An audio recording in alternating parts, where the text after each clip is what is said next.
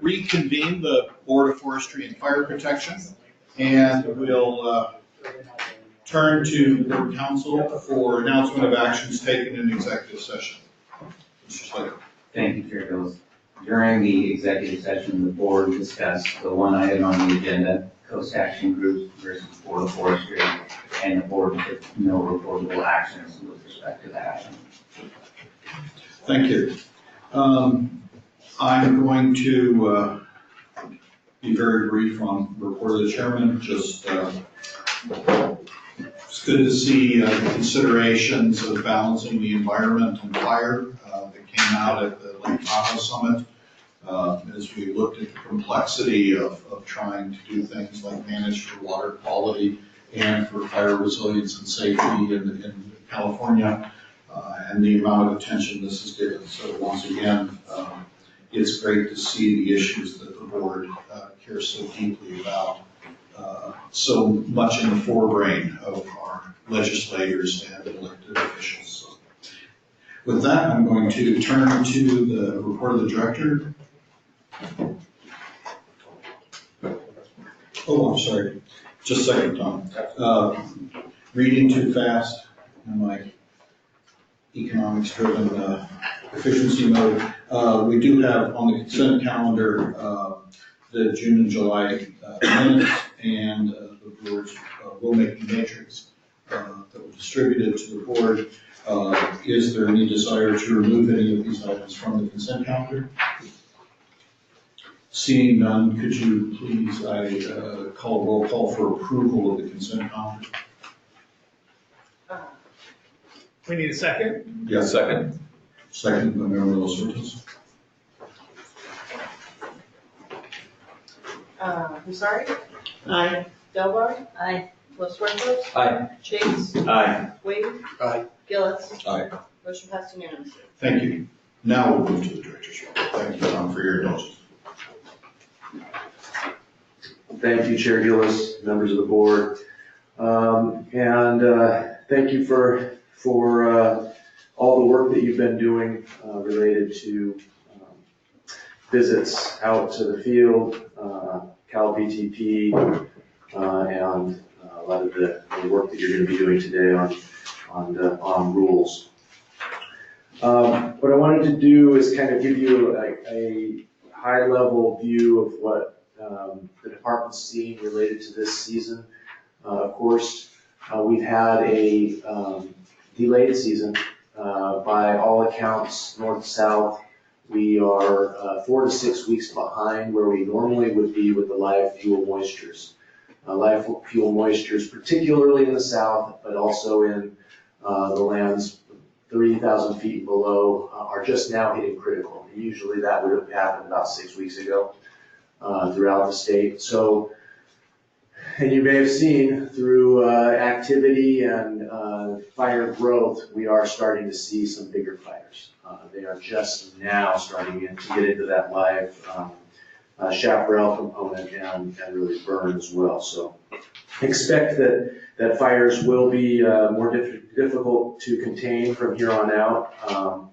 We have been doing briefings with all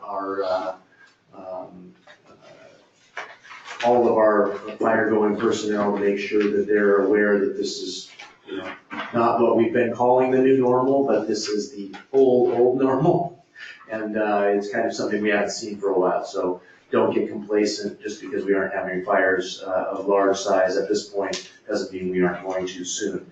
And so with that, the numbers, CAL FIRE state responsibility area. We're at 2,000, right around 2,700 acres burned this year. Last year, at this point in time, we were at 621. So almost 600,000 acre swing from last year to this year. Overall, all combined, we're at 50,000 acres this year roughly, and we were at 1,000,001 last year. That's Forest Service ground included.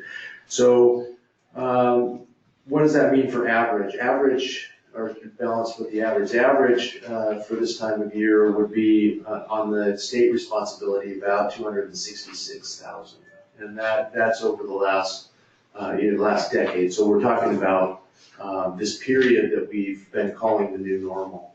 So this is a significant drop, one we haven't seen in many years to this point. But we have had some years where we've had late starts in the last several.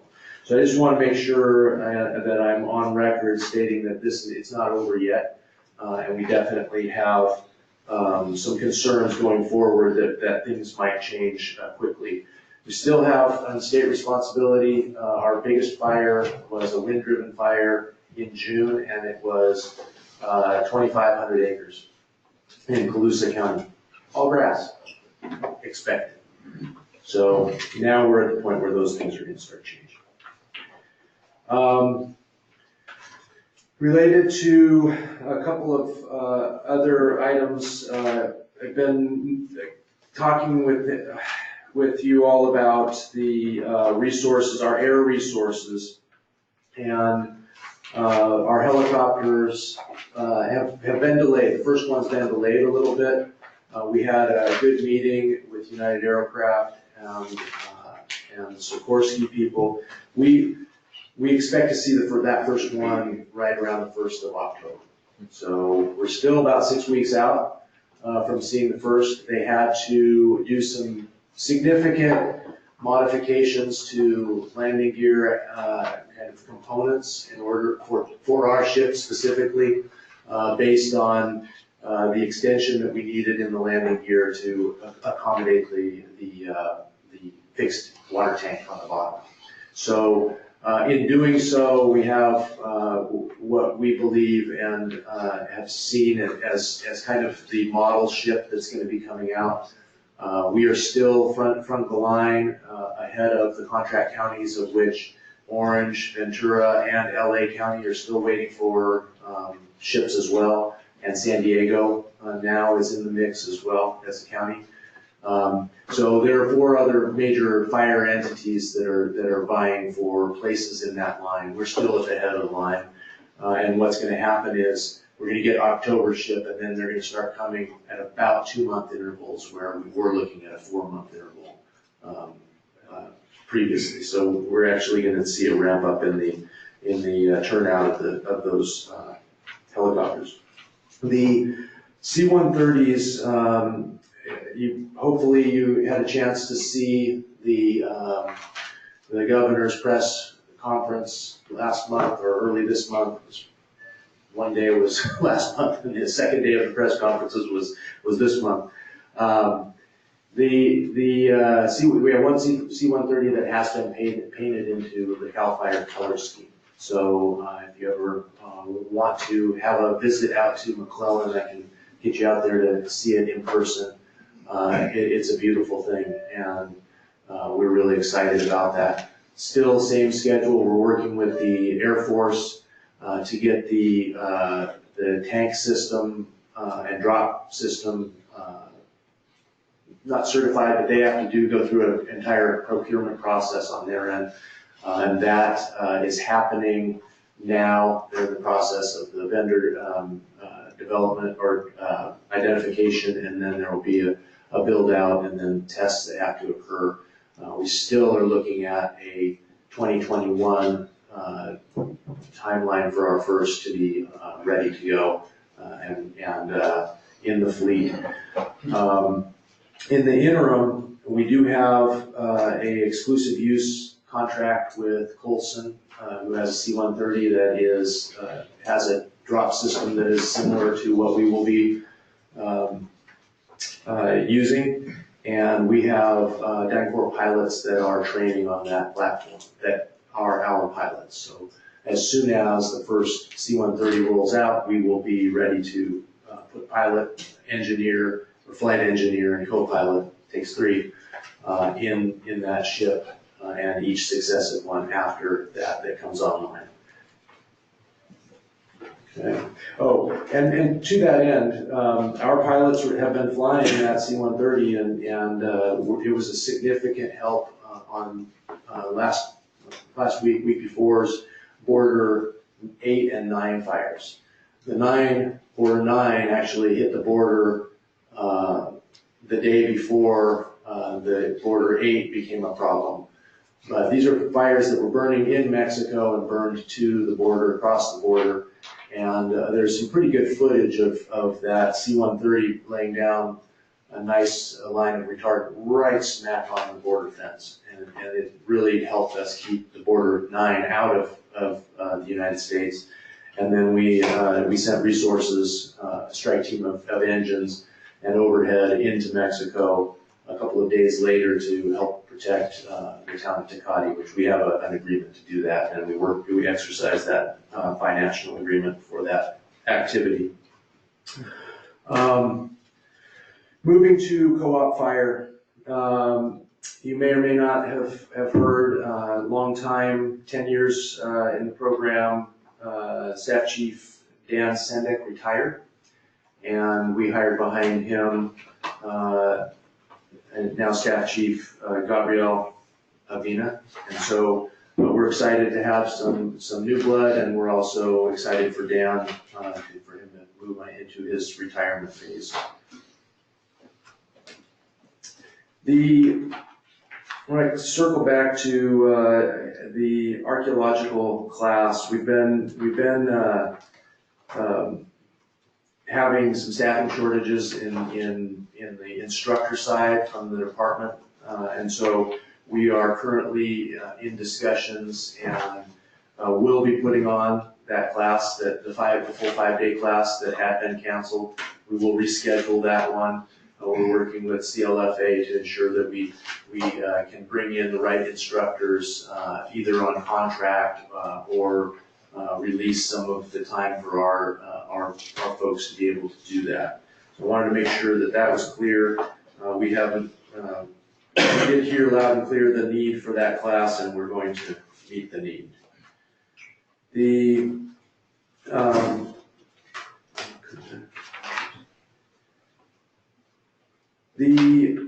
CFAA negotiations. So we've been in a kind of a sticky spot this year, and I'm going to speak a little bit on behalf of OES, but from the perspective of the department, our California Fire Assistance Agreement with the Forest Service and local government through OES and us, CAL FIRE, that's the agreement that allows the Forest Service really to access local government. Us too, on SRA fires, but the real sticky point has been that Forest Service element.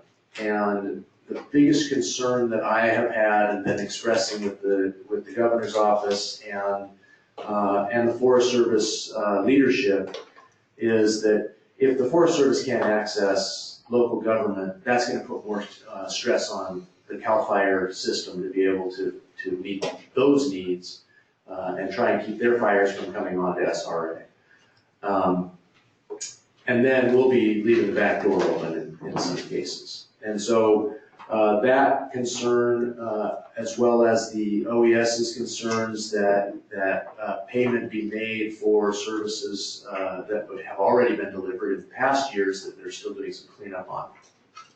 And then the Forest Service bona fide concern that they have seen areas where they're either overpaying or they're paying for resources that are not appropriate under this particular agreement. So all of these things kind of clash, and it's been going on for over a year. There was a letter sent by OES to the Forest Service. Tom, could you clarify overpaying? Do you mean paying at overtime rates? Yeah. Okay. Yeah. So what overpaying is not paying for resources that didn't show up, or resources that and people in the more kind of it comes down to the people. There are departments that have used the agreed upon average rates for classifications that might not meet those criteria. And it's an accounting issue. So it could have been that they just put in a bill for 10 people and they all went in as battalion chief rates, where there were battalion chiefs, there were fire captains, engineers, firefighters. on that, of that 10. And so that's the kind of thing that they've been trying to clean up. There's another issue with volunteers, and particularly the volunteer piece is a difficult one for us, because we very much rely on volunteers throughout the state still. And the issue with volunteers is this is a reimbursable agreement, the CFAA is, and there's no way to show there's anything to reimburse on a volunteer. It's a direct pay, and so it needs to be a different kind of agreement. And so those are the kind of things that really blew us up as recently as 2 months ago. We had a meeting with Undersecretary Hubbard from Agriculture. Secretary Wade Crowfoot was also there, Mark Gilarducci, myself, and a host of lawyers. And we got to a point where we agreed to use the average actuals, that's the method that I was talking about previously, going forward for the rest of this contract period, which happens to end at the end of this calendar year. So by January 1, we need to enter into a new CFAA agreement, and we will do so. We're currently having meetings to negotiate that agreement. It came up at the Tahoe Summit yesterday as well, and this is something that is being watched nationwide. The senators, both from Feinstein from California, and then Senator from Nevada, both governors are expecting that we're going to work this out. NASF, National Association of Foresters, are concerned about what's happening with this and what the ramifications are across the nation, really. So we are kind of at the point of this sphere and pushing into territory that needs to get broken into, but there isn't a clear answer just yet in working with the federal government, and there are probably going to be some difficult decisions and discussions that have to happen between now and getting that final agreement done.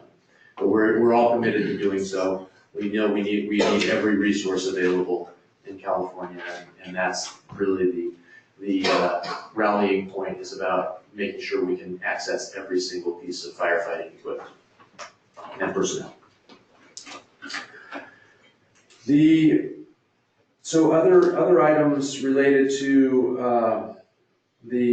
both the House Oversight Committee hearing that happened down in Simi Valley yesterday, of which Chief Johnson was there on my behalf, but also at the Tahoe Summit. Partnership was really strong in all of that conversation. Partnership between federal government, state government, local government, and the mutual aid system and dependence that we have here in California, and how important that is for the citizens, and that emergency response and management is a nonpartisan world. This is basic taking care of the humans of this state and of the nation. And so very collaborative that way. A lot of tedious conversations for sure, but and a lot of for us in Tahoe were centered around the CFAA, just making sure we have the right formula to do those collaborations that we know we need to do. So I think we can talk more about that as it rolls out, but the meeting and then the hearing were very much in a positive light toward what we're doing here in California and needing to replicate that beyond. And I want to close out before questions with the 35 projects. So 35 projects you got to hear and had some conversation with Chief Ang last month down in San Luis Obispo. And at that point, we were at 653 acres. You will see in the back of your packet, actually, that there is a discrepancy. If you look at the fuels project numbers that we put out for the prevention target goals, and I don't like to point out discrepancies, but there is a discrepancy here. This is all projects. This is not just the 35 projects. So what we have is this year to date on the 35 projects, we're at 1,905 acres, which is a threefold increase from last month, which is indicative of just what Chief Eng was talking about with the board. We have finally turned the corner on all of those things that were slowing us, which were the weather, soils that were still saturated, access to some projects that were beyond snowfields and different things, as well as the final environmental clearance that we were working our way through. All of that is done. All of the projects have access, and we are working on them and expect to see similar increases in acreage treated, as long as we are able to keep those areas out of fire danger. And what I'll say about that is we also have been, we've got the contracts in place now on the projects, which was another thing that it just takes time. And so now we have contractors poised and or working on projects. And so we shouldn't see a significant drop in the acres being treated month by month. As we're responding to fires, we still have those resources that by contract, and then also our fuels crews, National Guard crews that will still be working even when we're fighting fire. It's just where those fires are happening and what kind of weather and fire-related conditions might be on those sites that might slow the production there. And with that, I am open for questions. Questions? Questions for the director? Member Chase? Chief, do you have an update on the fix to enable the state to retain timber receipts from Good Neighbor Authority projects on Forest Service land? Thank you for bringing that one up. Yes. While I don't have specifics on like which agreements are done and which are pending, we are very close on some of this, what I'll call the smaller Good Neighbor Authority. Last year I would have been saying, the Good Neighbor Authority. I mean, whether it's Shaver Lake or up in Shasta County, they were big. Those were big deals. Now we have the stewardship agreement that we're working on for basically the entire state. And we're very close, very close. That came up yesterday. We had as a target internally between CAL FIRE and agency, we were trying to get this thing done, and the Forest Service, Region 5, we were trying to have it done for signatures yesterday at the Tahoe Summit, thinking that would be a great addition. As it turned out, it didn't fit into the theme of the meeting that they wanted to hold. And so, but that being said, we're right there.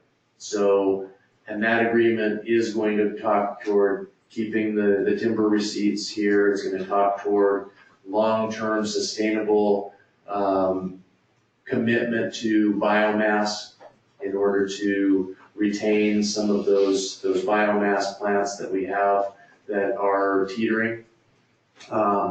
There is, and the Forest Service has leaned forward on that one as well. They've already signed a 20-year agreement that will help toward that end. So this will augment that, as well as look at the ecosystem services, including water production and then forest resilience that we're all looking for and working toward this 1 million acres a year of treatment.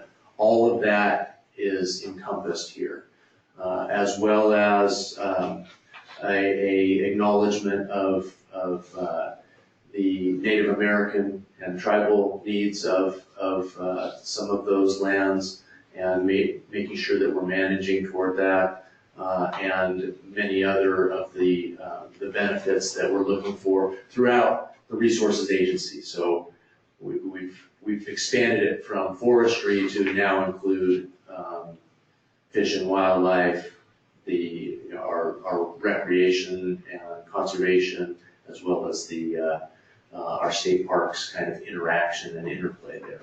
So it's very much going to be more of a state to federal agreement that will cover all of these things. And it did not dilute the forestry routes that it came out of. Thank you. Member Hussar? I just wanted to thank you, Chief, for keeping the CFAA agreement alive. And I can't even tell you how many of those meetings I attended when I was working for the Park Service. And they're painful, but it's really important that we keep the people, especially the team members who are covered by that agreement, with the special skills that are really scarce. Safety, there's a lot of people out there who were not going to participate, who are now back in the fold. So thanks for doing that. And the other thing I wanted to say is that the Bay Area, where I live, there has been a lot of really positive news coverage and regular news coverage. I mean, almost every day on the progress of the project, especially in, I think, Moraga. Moraga, Arinda. They're out there every day with an update on lots of photographs. It's been uniformly really positive, the coverage on that project in particular. So just wanted you to know, since you probably don't see it, but in the Bay Area, you're doing something right to get that much coverage and get people aware of what's going on. So thanks. And thank you, and I will make sure that the unit is understanding that you're seeing that as well. Thank you. Other questions for the director? Just one observation and one question. The observation, as you were struggling to characterize this fire season, I've never actually looked at the actual distribution by year of acres burned. I suspect it's highly bimodal. And in any distribution like that, an average is really not a useful statistic, even though everyone thinks what's the average. So it just would be interesting if you had somebody compute the median number of acres is a way to characterize just how normal is this year, because the reference to the average is somewhat misleading. That is a very fair observation, and I agree with you. I think we have fallen back to what's the most acceptable, understandable. That's right, and I understand, not everyone understands this. Yeah, But it might be a useful number for you to have on the side to characterize exactly how normal or extreme the situation we're in. My question for you is just as, in my reading about some of the austerity moves that the Mexican president has implemented, one of the explicit references I came across a couple times was to their firefighting apparatus. Have you noticed any problem, given that you've had to deal with some border fires recently, in the level of assistance that you've been able to call upon? Because I know historically there's been pretty good, as is out of your area of CAL FIRE from earlier,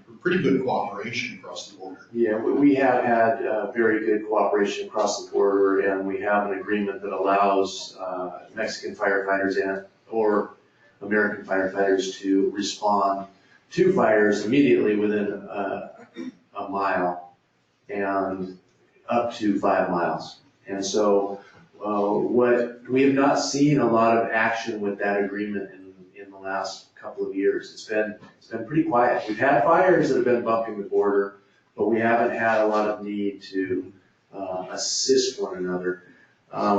It's been a long time since we've had Mexican resources assisting on the American side. And in this particular case, we went deeper than we normally would with that strike team last week. They responded through the Tecate point of entry, went through Tecate to the south and east side of Tecate and worked the fire to keep it out of Tecate proper. And so that's something that we don't do very often. If we're usually working in that mile range. This one was about 3.5, 4 miles in. But that's kind of, so we still have the agreement. Austerity measures and the equipment or what they're doing along the border we haven't seen a change. We still have border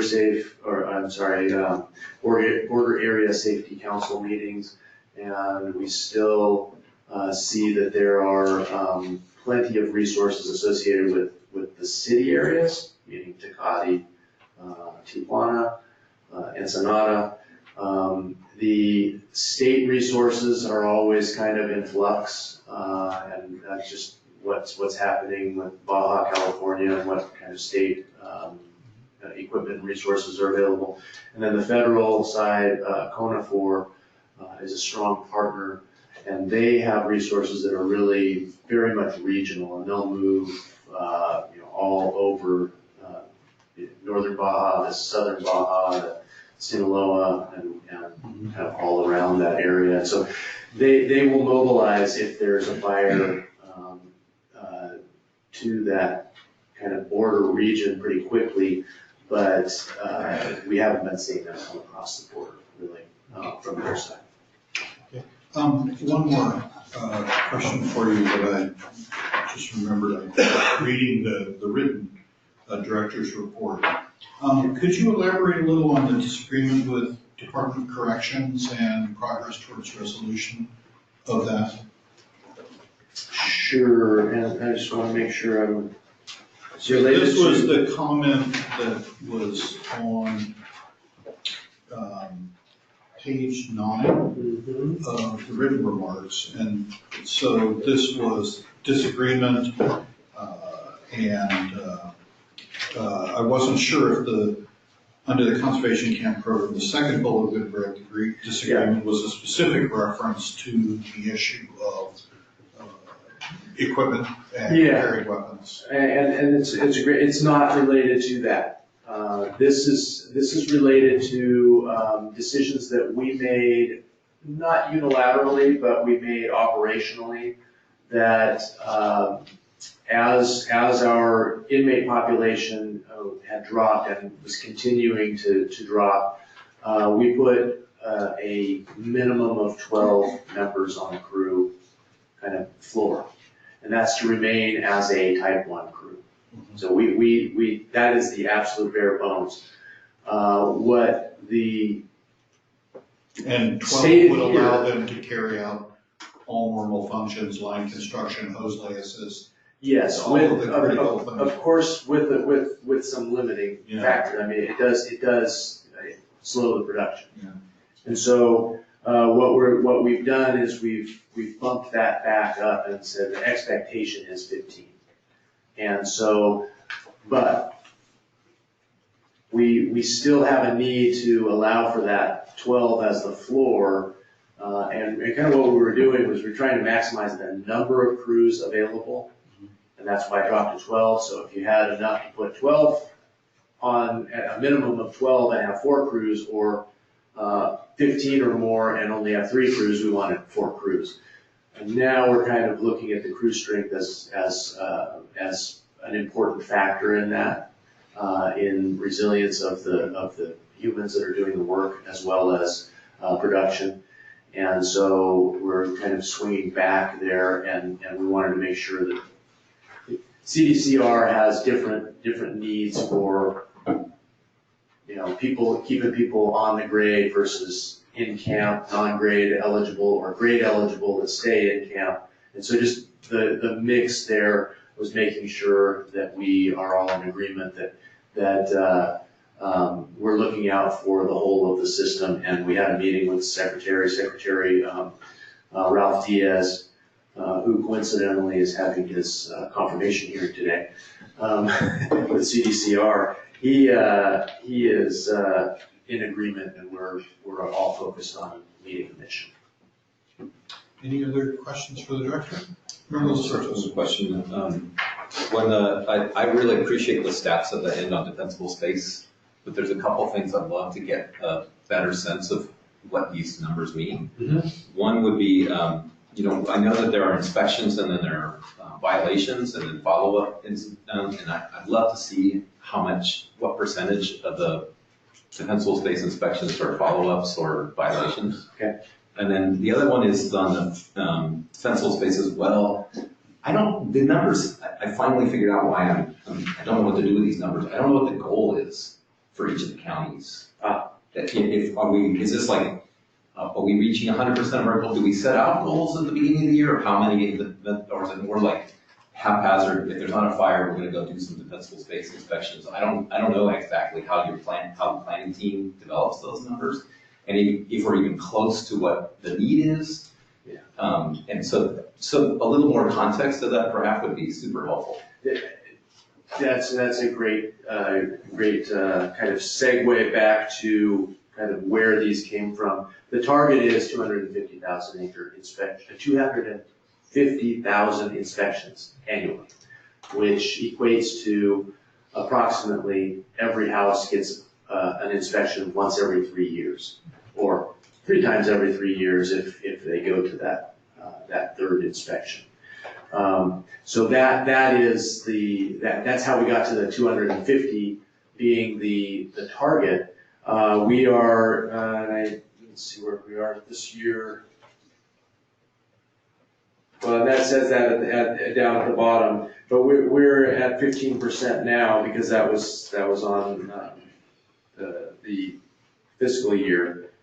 But what I need to do for you is give you a better kind of breakdown on what that means. Also, number of violations, or maybe it's like we're looking for compliance in this program, so we're really trying not to get to that action at the end. But it would be helpful, I can see, for you to see what the kind of that back end looks like. Where are we not getting compliance? And then also how that relates to a county by county basis. And I can get you the kind of county populations in SRA, really help you understand why they're so many more in some counties than others. And you can surmise most of it, but for instance, San Diego has a huge number of SRA homes, and San Francisco has none. Yeah, that's super helpful, thanks. Okay, will do. Okay. Very good, thank you, Tom, very much. And with that, we will turn to the executive officer for this report. There's a number of items there. We have one public comment. Public comment. We have one public comment offered online by Richard Hager with Forest Forever, and he is asking, and I know that this is in context to the last board meeting, where this issue was brought up as well. He's asking if there's any word on timeline approvals in 2012 versus today. He offered a comment very similar to this at the last meeting, indicating that timelines for THP approval in today's world are seemingly longer than they were in 2012 as through the eyes of the industry. That's what the industry was saying, essentially. So I don't have any response for you at this time, other than the director's report. On page 1 of the director's report does talk about THP number of submittals, number of approvals, but does not address the timeline issue. So Richard, I will try to look into the timeline issue for you and personally respond to you outside this meeting itself. That's what I can offer at this time.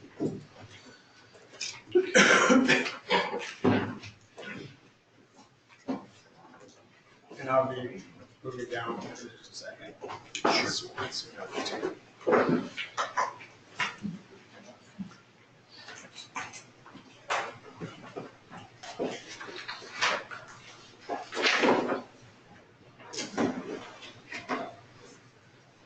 Well, good morning. Matt Diaz, Executive Officer. Pleasure to be with you all once again today. I do have several items I want to report out on today, none of them which will require formal action, but just informative more than anything. I'm going to start by addressing one staffing issue, and that is that David Ludwig, our recent hire for as a forestry assistant 2, has engaged in his first leg of training. That would be the introduction basic fire training, and he is now down in Riverside at the Clark Training Center and will be there for about the next 7 weeks. He's been there for 1 week, we'll be there for the next 7 weeks. So we look forward to his return, of which I would suspect will not be long until he is then deployed to Ione for FFA and COA. But he is now in the system, if you will, and engaged in the training efforts. So that's good to see him engaged in that front. I'm going to turn directly to the Cal VTP.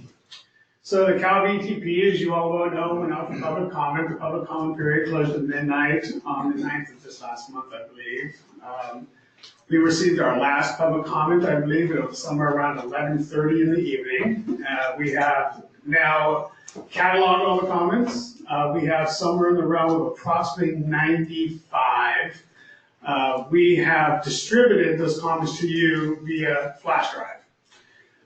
So I would encourage you all to take a look at those public comments. There's an index that we put together that displays the commenter and numbers each individual file on the flash drive to make it easy for you to look through them. So I would encourage you all to take a look at those comments, and I or other members of your staff will be in contact with you very soon on how to move forward on that particular process. We've had to make some significant changes to our website. I've reported in the past that your website, although redesigned and relaunched early in the year, was then, we were notified that we had to deal with issues as they relate to ADA compliance.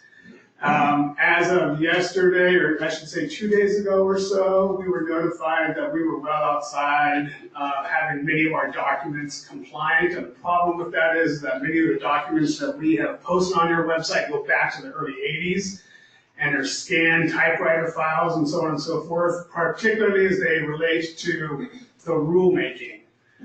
So when I assumed the role as your executive officer, we went through the exercise of taking all of our paper documents and scanning them and posting them online and making a library. Well, to take that information and turn it into an ADA compliant format would be, it would be undoable, essentially. I mean, we're hundreds and hundreds of thousands of pages of material. And so in response to this, we're looking at trying to make it ADA compliant. It's very costly, it's very time consuming. We're trying to figure out the best way to do that, but this time we have removed that information from the website. And we are going to now respond to folks that are looking for those data. We've done this for years. This is what we did prior to the last 3 years. People would just ask for the rulemaking file, and we would go dig it up and send it to them. So until we figure out a good way to deal with the issue of making it as much available as well as making it available in a compliant format, we're going to have to recede back to where we once were and respond to folks that are looking for information as it relates to historic documents. But we haven't set it aside completely. We're continuing to look at the best way to move forward. But as of right now, that's some of the decisions we've had to make in terms of the website. You will recall that at the last meeting that this board engaged in dialogue as it relates to monitoring. The discussion occurred during the director's reports last month, and it was led by a member of Los Huertos who was interested in some of the monitoring efforts that CAL FIRE is working on as it relates to fuel hazard reduction projects. Primarily prescribed fires, but I believe the discussion revolved around last month. And in response to that, I was in communication with Chief Hain and the FRAP program, who have been working on developing a draft monitoring protocol for prescribed fire. I've included a copy of it in your binder, and I sent it out earlier this month to you as well. And the comments from the department on it is that they plan to engage in this monitoring effort relatively soon. They would like to get this documented monitoring protocol finalized, but would respectfully request that the board take a look at it. If you have any comments, get those comments back very, very soon. So the FRAP program is continuing to try to finalize this. As far as I know, the version that you received in your binder as well as via email is the most current version. So I would encourage you over the course of the next week or so to take a look at that if you can and give me back any comments that you may have. So we just want to make sure we're responding to your thoughts there, Member Los Huertos, and I think the other members of the board had some thoughts on that as well.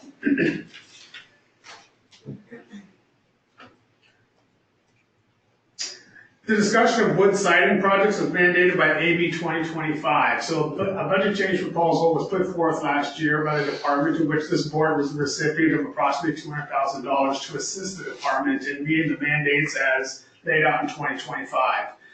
Those mandates are looking at developing a siding location of infrastructure that would build upon, or I guess, add to the infrastructure within the state of California as it relates to alternative or innovative wood products.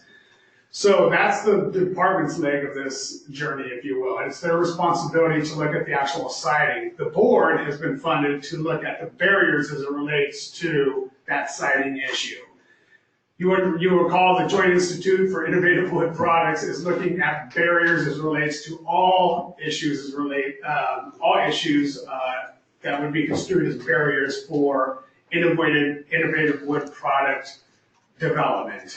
So right now, the way we're looking at this is possibly having the Joint Institute work on assisting in this mandate of 2518 as well. Essentially, the two messages or the two mandates are very close to one another.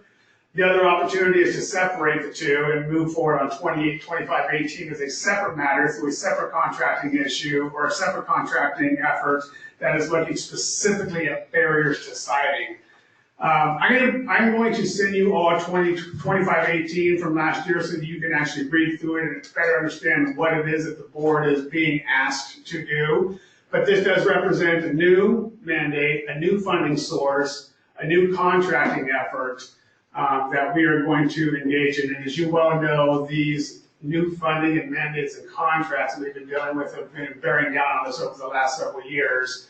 And each one of these is a significant workload in terms of the contract development, tracking, implementation, monitoring and reporting of the GGRF funding, so on and so forth. So I just want to make sure that you all know that we have a new issue that we're going to be dealing with. We're looking at the most efficient way to deal with that, balanced against the existing programs that you are currently have to deal with. Legislative updates. I'm going to turn your attention to your legislative update in your binder. We have honed it down significantly this month, and that is because we are rapidly coming to the end of the legislative season, and the number of bills that we were initially tracking has been limited down to a very few at this point. In your binder under full 8D is where you'll find the legislative update. You'll recall in the past, some of these will be 13, 14, 15 pages in length. We're down to a mere 2 pages at this point because we're able to really focus in on what bills are going to really impact this board. Starting with 1160, that bill is actually chaptered. And that means that we were going to have to move forward on engaging in regulatory efforts to extend the lifetime of a sustained yield plan. In the past, an SYP had a valid lifespan of 10 years. 1160 has extended that to 20 years. Your regulations coordinator is currently in conversations with OAL on how to best move forward on that process. It has an effective date of January 1 this year, and we plan to move forward quickly to have your rules updated to reflect the 20-year lifespan of an SYP. SB 69, in terms of my observations as it relates to all the legislation this year, by far has the potential to have the heaviest impact on this board. It's asking for this board to engage in literature reviews, review of the ASP rules. It's essentially also directing us to review all the EMC findings, which is something that we would do, project findings, or I should say findings that come out of funded projects through the EMC. as an adaptive management strategy. We would be doing that anyways.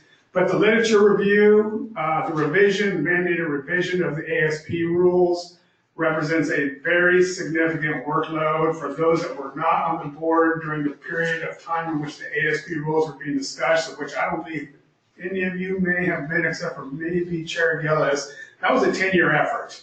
The literature review in and of itself was a weighty process. So it's a bit concerning to me that we are having this mandate handed down. We have identified a fiscal impact associated with this bill of around $1 million.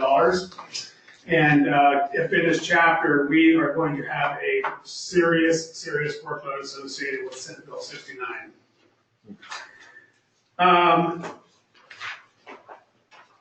Other ones I want to point out, I'm not going to go through every single one of these, but I will point out that Senate Bill 632, introduced by Member Gaggiani, has been amended and essentially is trying to point out the importance and necessity for the Cal VTP, and has put as amended, has put a certification date not to extend past February 1 of 2020. So in terms of highlighting the necessity and importance, saying we want to see this document, this program certified by February 1st, 2020.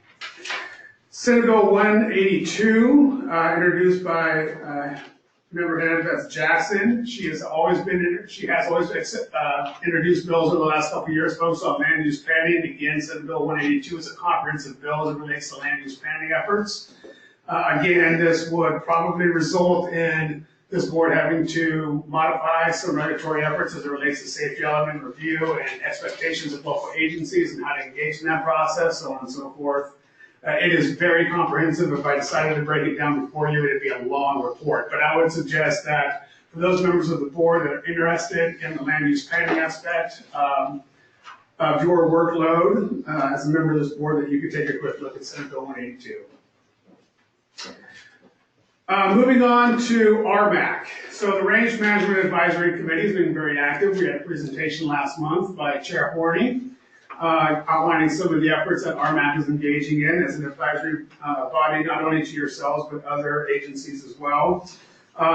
They are very interested, and have been for a long time, in trying to promote the use of grazing as a tool, an effective management tool, and therefore are putting out or hosting, I should say, a workshop on September 16th in this auditorium here, focusing on trying to educate or provide the most relevant information as it pertains to grazing and targeted herbivory as a tool for wildland fire prevention activities. As you all well know, this is one of the tools that are being analyzed in the Cal VTP, so the timing seems to be appropriate. There is an invitation embedded within your binders. It's been sent out broadly. I believe you all are recipients of that. Brandy has put a tremendous workload into getting the workshop together and pulled together the most respected experts in the field to present at that. And so I would encourage you, if you have the time, to participate in that particular workshop.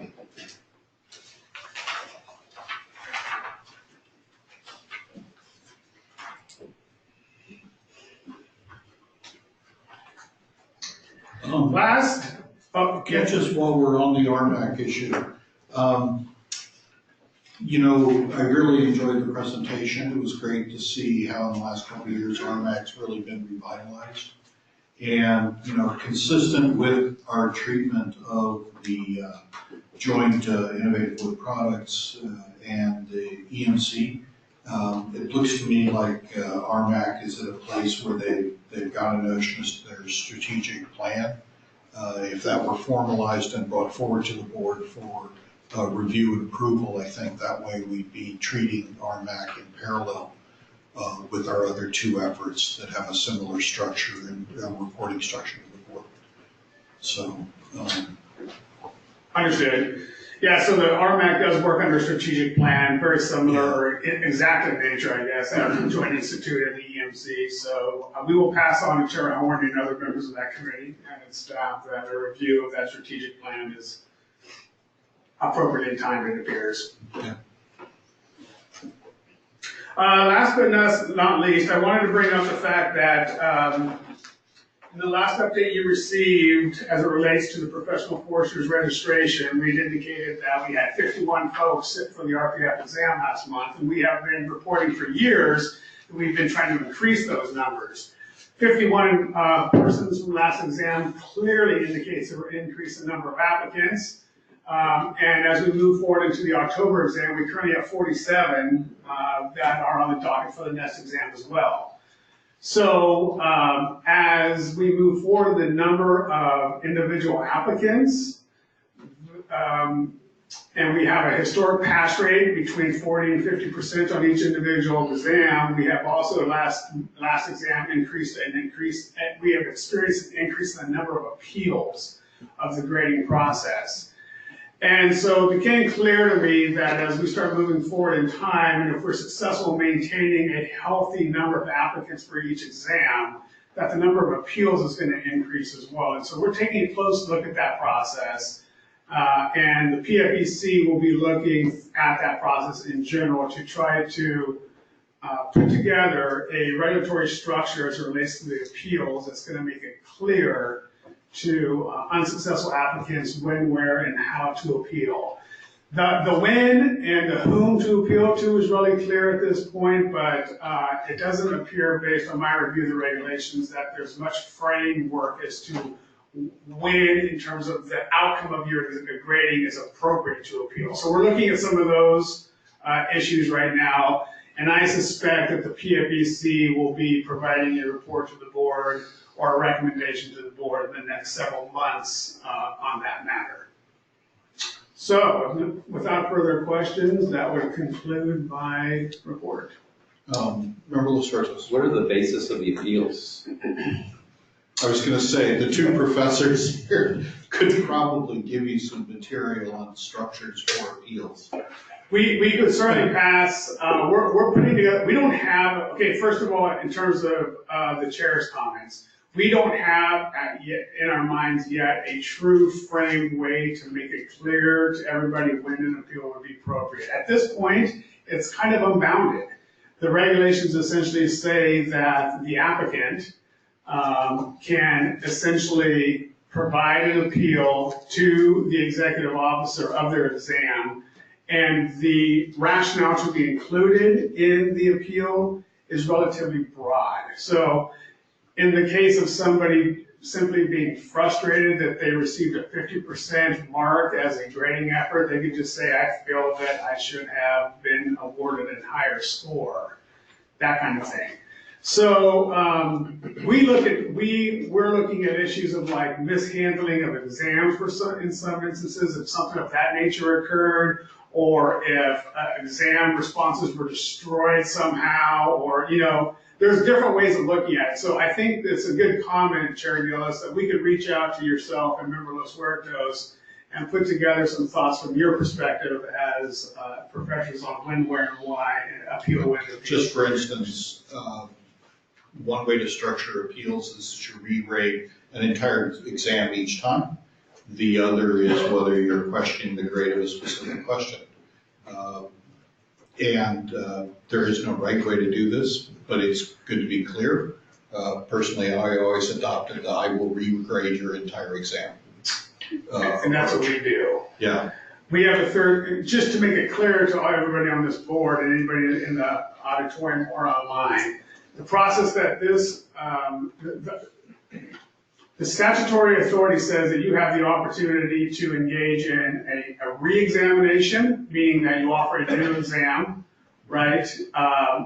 It also says that, and Jeff, you gotta help me here for 1 second, it's a re-examination or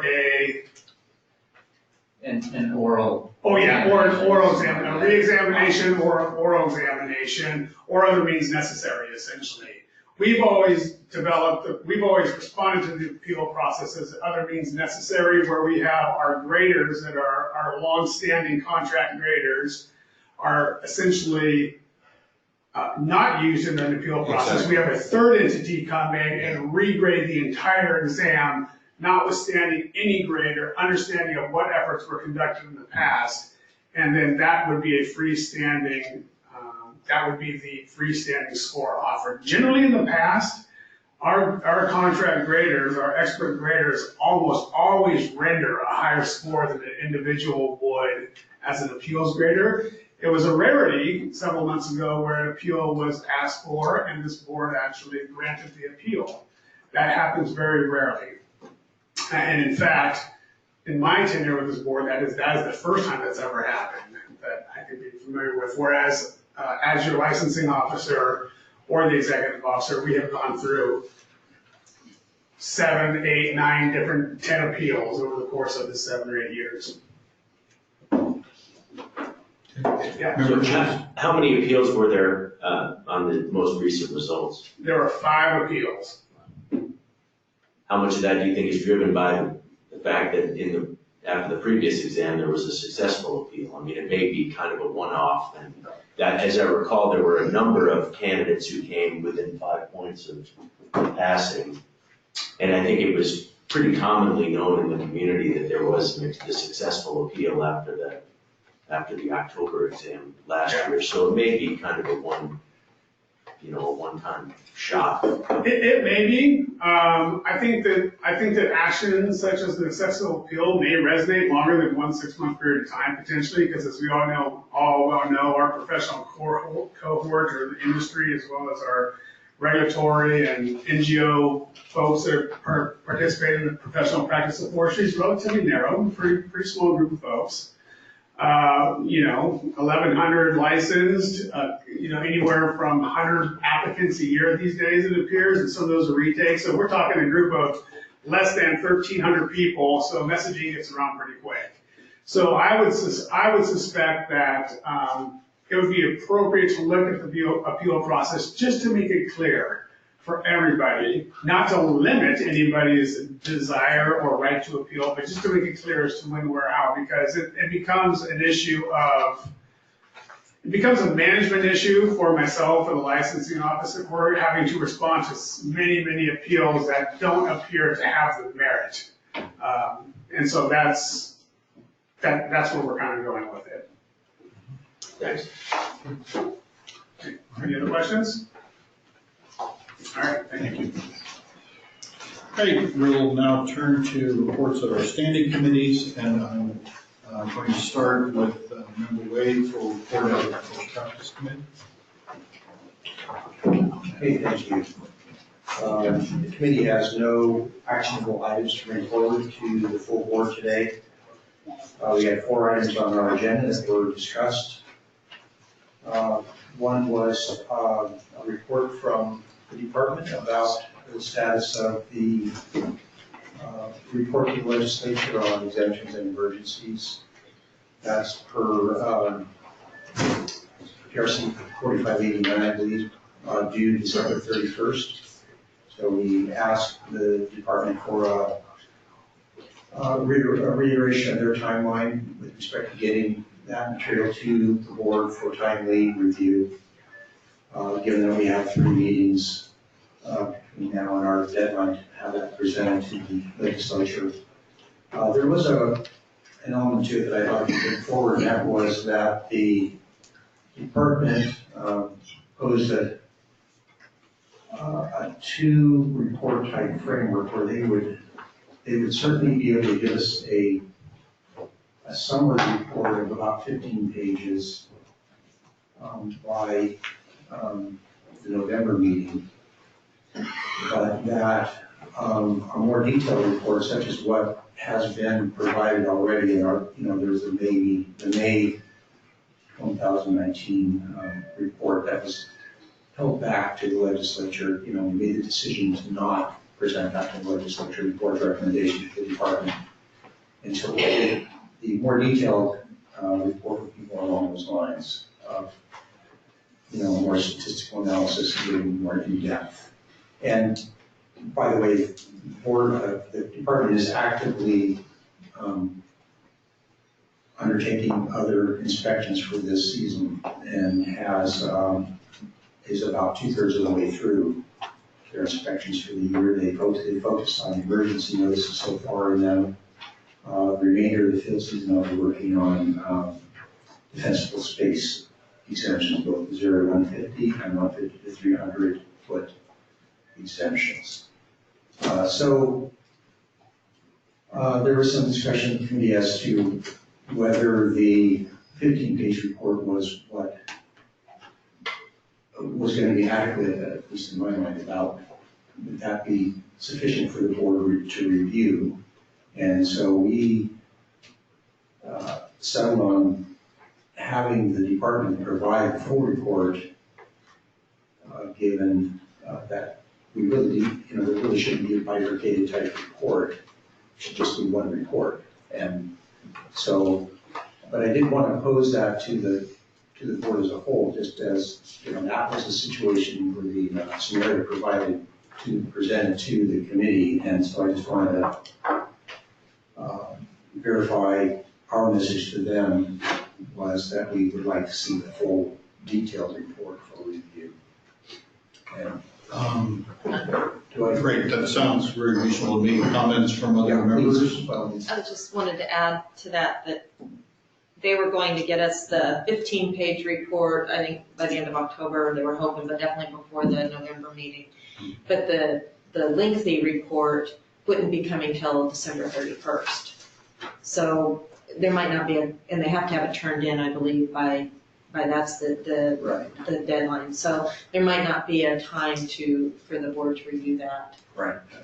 And that was one of our concerns is we would just be reviewing that. We'd get to look at we'd have the other report, the full report, but we'd really be commenting on the 15-page report. Is that? Yes, right. So, I think any comment that you might have now or any clarification on the part of, obviously, Eric Syracuse stepped up, presenters, discuss the matter, perhaps.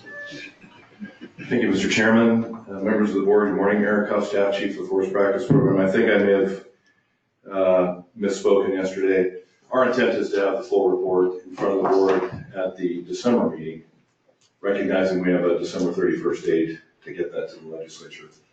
The idea was to summarize the results and provide that to you in an easily digestible format in advance of having that more complete report in which the scientific methods are laid out. And do you view the shorter summary as sort of an ongoing reporting mechanism, or is that simply to accommodate giving the board time to look at it for this cycle? I think, based upon the comments we heard in May, we were thinking that this was a better approach. And I would look at it as sort of providing an executive summary document with the larger companion document to follow. As I mentioned during the committee meeting yesterday, that's how we deal with our watershed emergency response team reports. We generate a very short, abbreviated report in which the important and compelling results are revealed. And then we follow that up with a report that talks about all of the methods that went into that work. As I said to the committee, if it's the board's desire to have the full report and not have it broken out in that manner, that's certainly achievable. It just may be that we won't have that report to you until November meeting. Either way, there will be an executive summary in that report, as there was in the last report. So.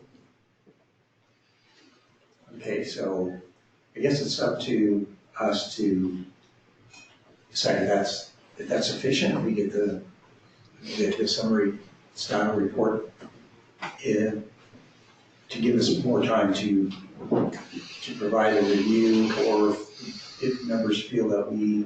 Our December meeting date? 11th, 10th, 10th, 11th? Yeah. 10th. Okay. I would just add that some of the members of this board expressed some level of frustration at the last go around because time seemed relatively short to take a look at the report, even though updates were coming on a regular basis. The final draft or the draft that was presented was, there wasn't a lot of time to digest it. So you will recall the board did put together a comment letter back to the department outlining some of the issues that they saw. One of the issues that they recommended was to actually not submit the report for this go around and to some, make it more digestible, and therefore put some of the scientific information, I should say the data supporting the findings and the methodology as an appendix to the more summarized report of findings, if you will. So I would just suggest when you're thinking about it, thinking about the timelines very closely so that those of you that are interested in reviewing those findings or the data that are behind those findings are going to find yourself with enough time to do so, and provide those comments back to the department. So just for context and background. Okay, so I guess ultimately, if there's a recognition that those that want to delve more into the detailed report would have to take the time allotted. Yeah. And just do that due diligence and make that effort in a relatively short time frame, then that's kind of what we're facing. So I think that distribution to the board in time for reading before the meeting, but Member Los Sartos, and I see Mr. Hall's comment, but Member Los Sartos, do you want to? I'll wait. Okay. Mr. Hall. Thanks, Saul Cal Fire. I just wanted to mention that this is kind of a phased approach because we couldn't tackle all the different kinds of exemptions at once. So the report that you've already received, the full report, is really the foundation for the new report that would go to the legislature that lays out our protocols and stuff. Now we've established new protocols for the emergencies and the other exemptions we're looking at this year, so that would be included in the new report. And then, Chair Gillis, you mentioned this, is the abbreviated form going to be the ongoing one? So once the foundation's laid, we intend to kind of increase the number of exemptions that we're looking at once we've ironed out the protocols and are delivering the product that we think is good and the board agrees they're getting the information they need. So that in the future, it would be more focused on the actual results of the monitoring because the foundation for the protocols and the methodology's already been laid. I guess I just want to understand the timeline here. The interim report would come out in December? Or the November meeting? Member Los Sartos, good question. Let me back up and say that we're still in the midst of field work. We've completed 38 of 54 site visits. We've got 16 to go. 5 of those were emergency notices that were never operated on for a number of reasons. And so we're nearing completion. We expect to have the field work complete by the end of September, maybe sooner. And just a reminder what it takes to coordinate. The statute requires the regional boards, the Department of Fish and Wildlife, and we have identified the California Geological Survey as important to this effort. So coordinating already limited staff that is, from CAL FIRE's perspective, also been sort of rededicated to this 35 projects mission. So we're essentially relying upon the same 4 people we relied upon last year in the Watershed Protection Program to go out and do not only rigorous monitoring, but a lot of rigorous physical activity in covering this ground. So we're doing the very best we can to achieve the December 31 deadline for reporting to the legislature. We will achieve it, no doubt in my mind. That's what we do. And so the expectation that we would get you a draft report ahead of your November meeting has been made clear to staff. We're going to achieve that, whether that's whether we're able to achieve that full report to you at the November meeting. Anything's possible, and these folks generate 100-page reports on WERT deployments routinely in a matter of weeks. They do a very impressive job of that work. So the deadline is the 31st. We're going to try and get you a report as soon as we possibly can, certainly by your November meeting. The full report may not be as complete as it could be by the November meeting, but certainly you'll have the summary of the results, that sort of executive summary approach that that I thought was made pretty clear by the board at the May meeting. And- What's the desire? You know, I apologize for asking such a dumb question. The designated author on the report, is it the department or the board? It's both. In It's fact, joint. it's the board, the department, the state water board, and the Department of Fish and Wildlife collectively. So, I think I understand the limitations you're operating under. If necessary, based on what we see, we might employ a committee of two approach to getting some comments back to you in the hope that the product that goes forward to the legislature is something that we're all happy with. But certainly, if it was necessary in December for me to devote some time to reviewing that document, I'd be willing to do it. So let's just do the best we can on this. Thanks, sir. I appreciate that. I would point out how much we appreciate the executive officer's provision of one of his staff to help out. Unfortunately, that staff is now down the Riverside going to basic fire training, so. Well, not unfortunately. It's great that we have a staff member, but send down to Riverside for fire training. No, I think when you look at it, it's fortunate that we have that in working for us, for sure. I just want to be absolutely clear, though, we will achieve the deadline, and we will get you a report to review in advance of that deadline. Any further comments on this issue, Member Wade? No, I think we Okay. got what we need. Thank you. And do you have other items to report on the committee? Please proceed. Thank you. Okay, then we reviewed work by board staff in the ongoing development of the white paper pertaining to the use of feather bunchers in WLPZs. And Brandy Goss has done a great job in fleshing that out. It's really quite an impressive document in terms of providing background and need with respect to changes in fuel hazard conditions, much of the science pertaining to stream course ecology and the potential effects of machinery and working inside it, and providing some best management practices.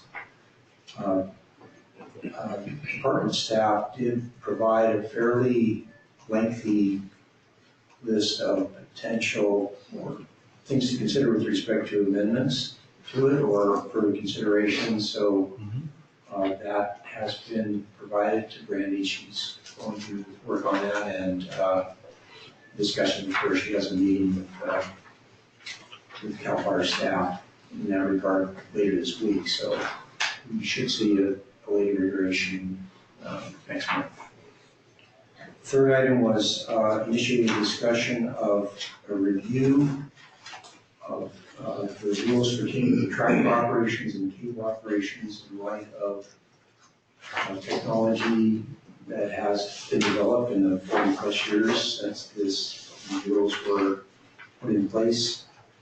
And it was a fairly general discussion focusing on the limitations that were based on tractors, that is big cats, versus strictly cable operations, and now all the other types of equipment that's been developed over the decades that includes types of low ground pressure equipment and tethering or winch assisted systems on steep ground. So the direction, I would say the consensus of the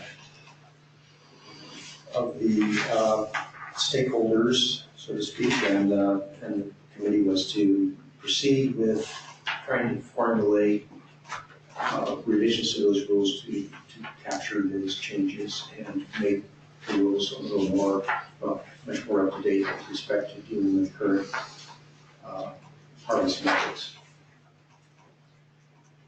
And lastly was an item pertaining to operations in the WLPZ under conversion exemptions and contrast with conflicting language in the ASP rules with pertaining to watershed operations.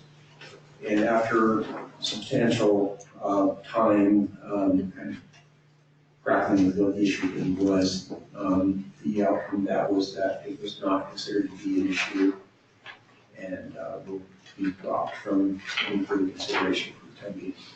That concludes my report. Thank you. Catherine. All right, thank you. So let's move on to the management committee, Member Chase.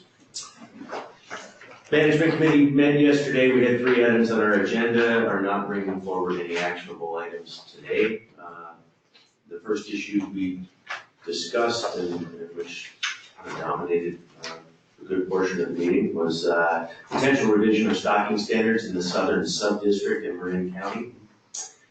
We reviewed a draft plea that staff prepared and have instructed staff to make a number of changes for our review at the September meeting.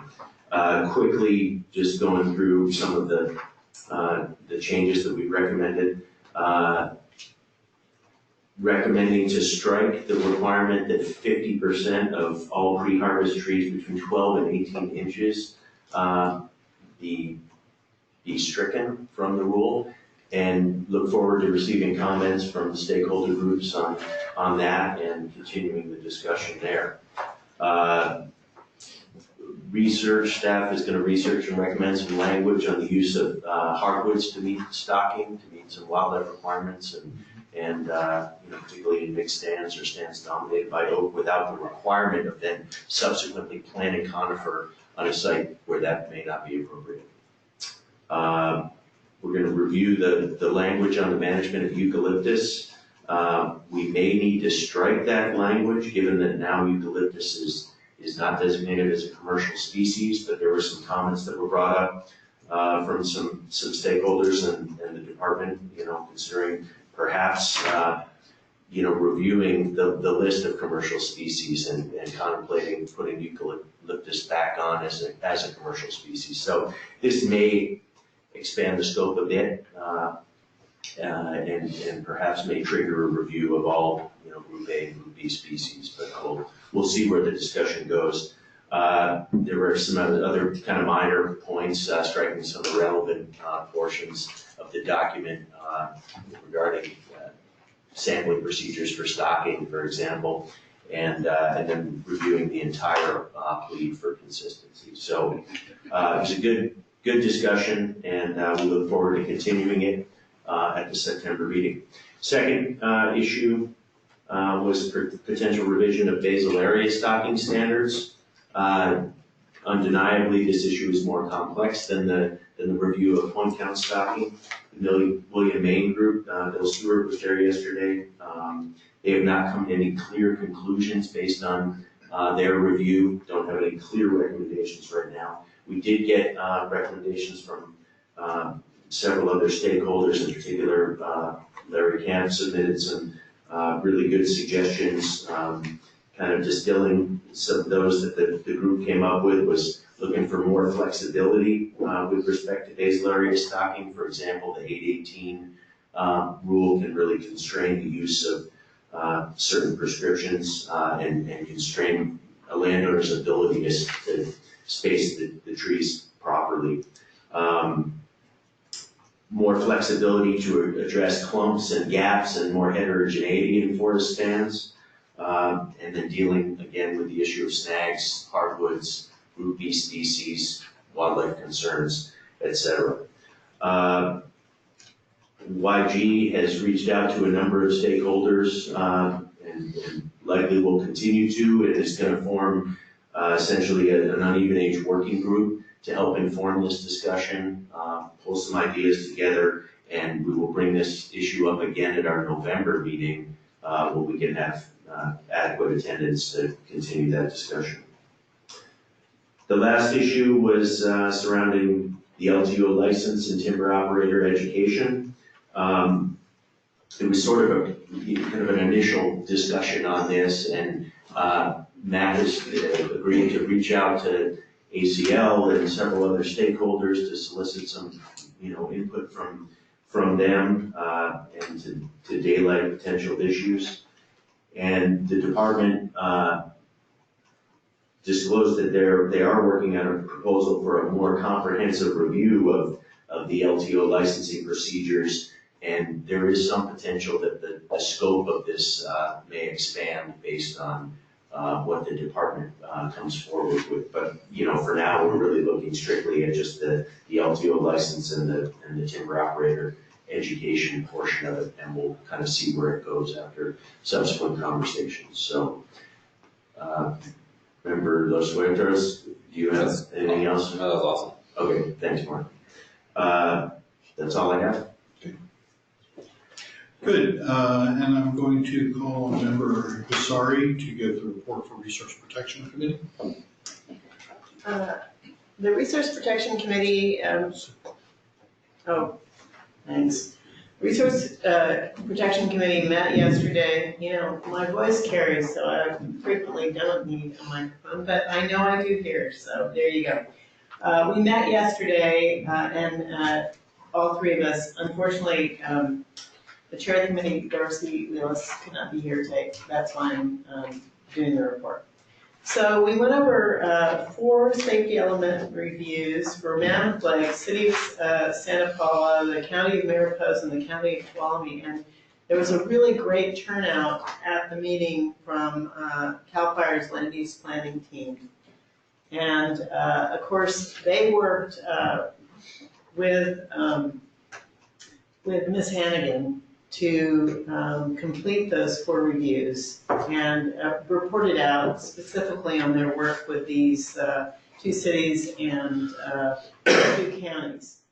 And as I've said in the past, the safety elements that we're getting are steadily improving for a number of reasons, some grants in particular, but also because there is a continuing improvement in the cooperation between the city and county governments and the CAL FIRE land use planning team members that just really contributes to great improvement.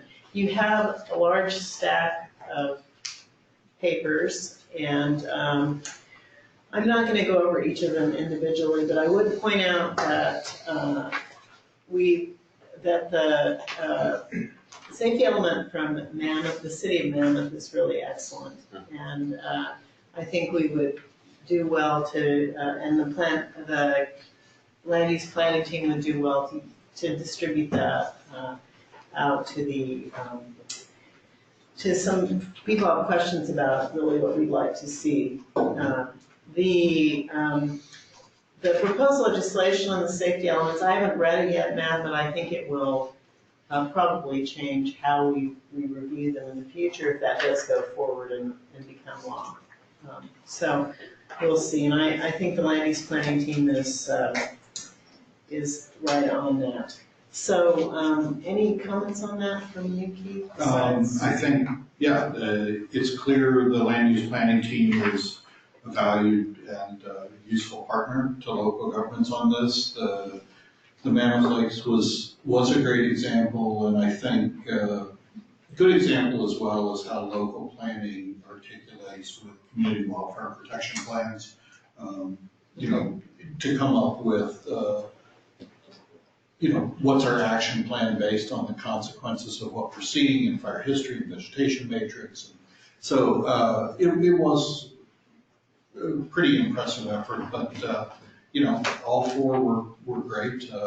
And the number of times that in the checklist system that staff has developed for this, that we have something showing up by the time it hits our committee that indicates we have an item to discuss here that may be in a letter back to the planning entity is going down. So the plans are definitely improving, and I think what could be viewed as kind of an onerous planning burden is actually becoming a positive exercise as a result. So.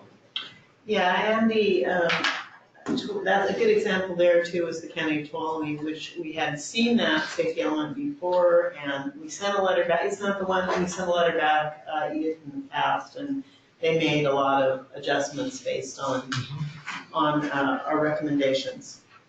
So there's that, and the second part of the meeting was devoted to review of the proposed rule text, not the ISOR, but the proposed rule text for vegetation clearance of utility infrastructure.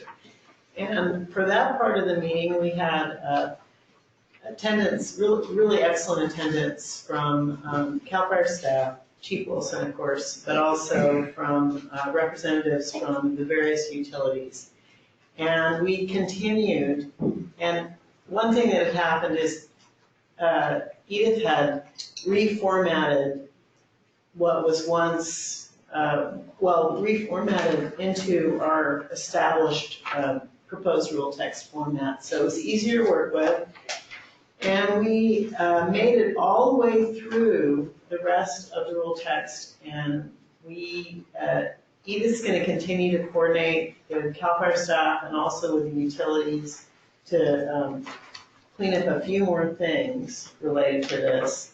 But we're hoping that, it sounds like in September, we may have a product to bring forward to the full board for possible action, but not this week. So you might want to take a look at it before then, since you have it, and see if it's making sense to you all.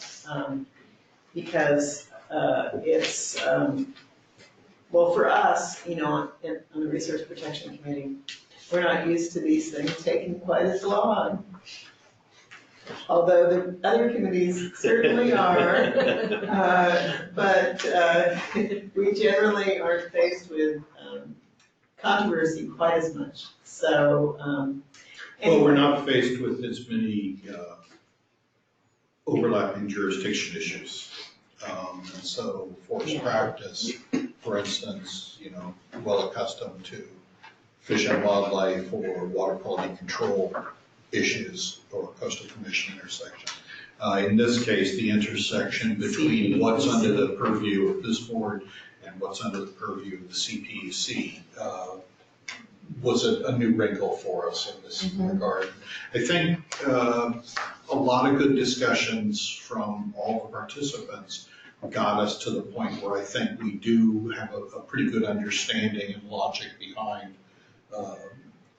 the level of detail which should be in our part of the public regulatory code and what part should be in the findings that come out from the CPUC. And I think we will probably end up with a letter to the CPUC just memorializing that logic and, you know, making sure that the two regulatory bodies stay on the same page. So, as much as we can. as much as we can. But that, unless you have any other comments, then that's the end of my report. Great. It is now 10:37. I am going to adjourn the board in a second, and we'll come back with Mr. Berlant, and we'll move into the discussion of the SRA, and we'll reconvene then at 11 o'clock. Right. Board is, I'd like to call the Board of Forestry and Fire Protection back to order.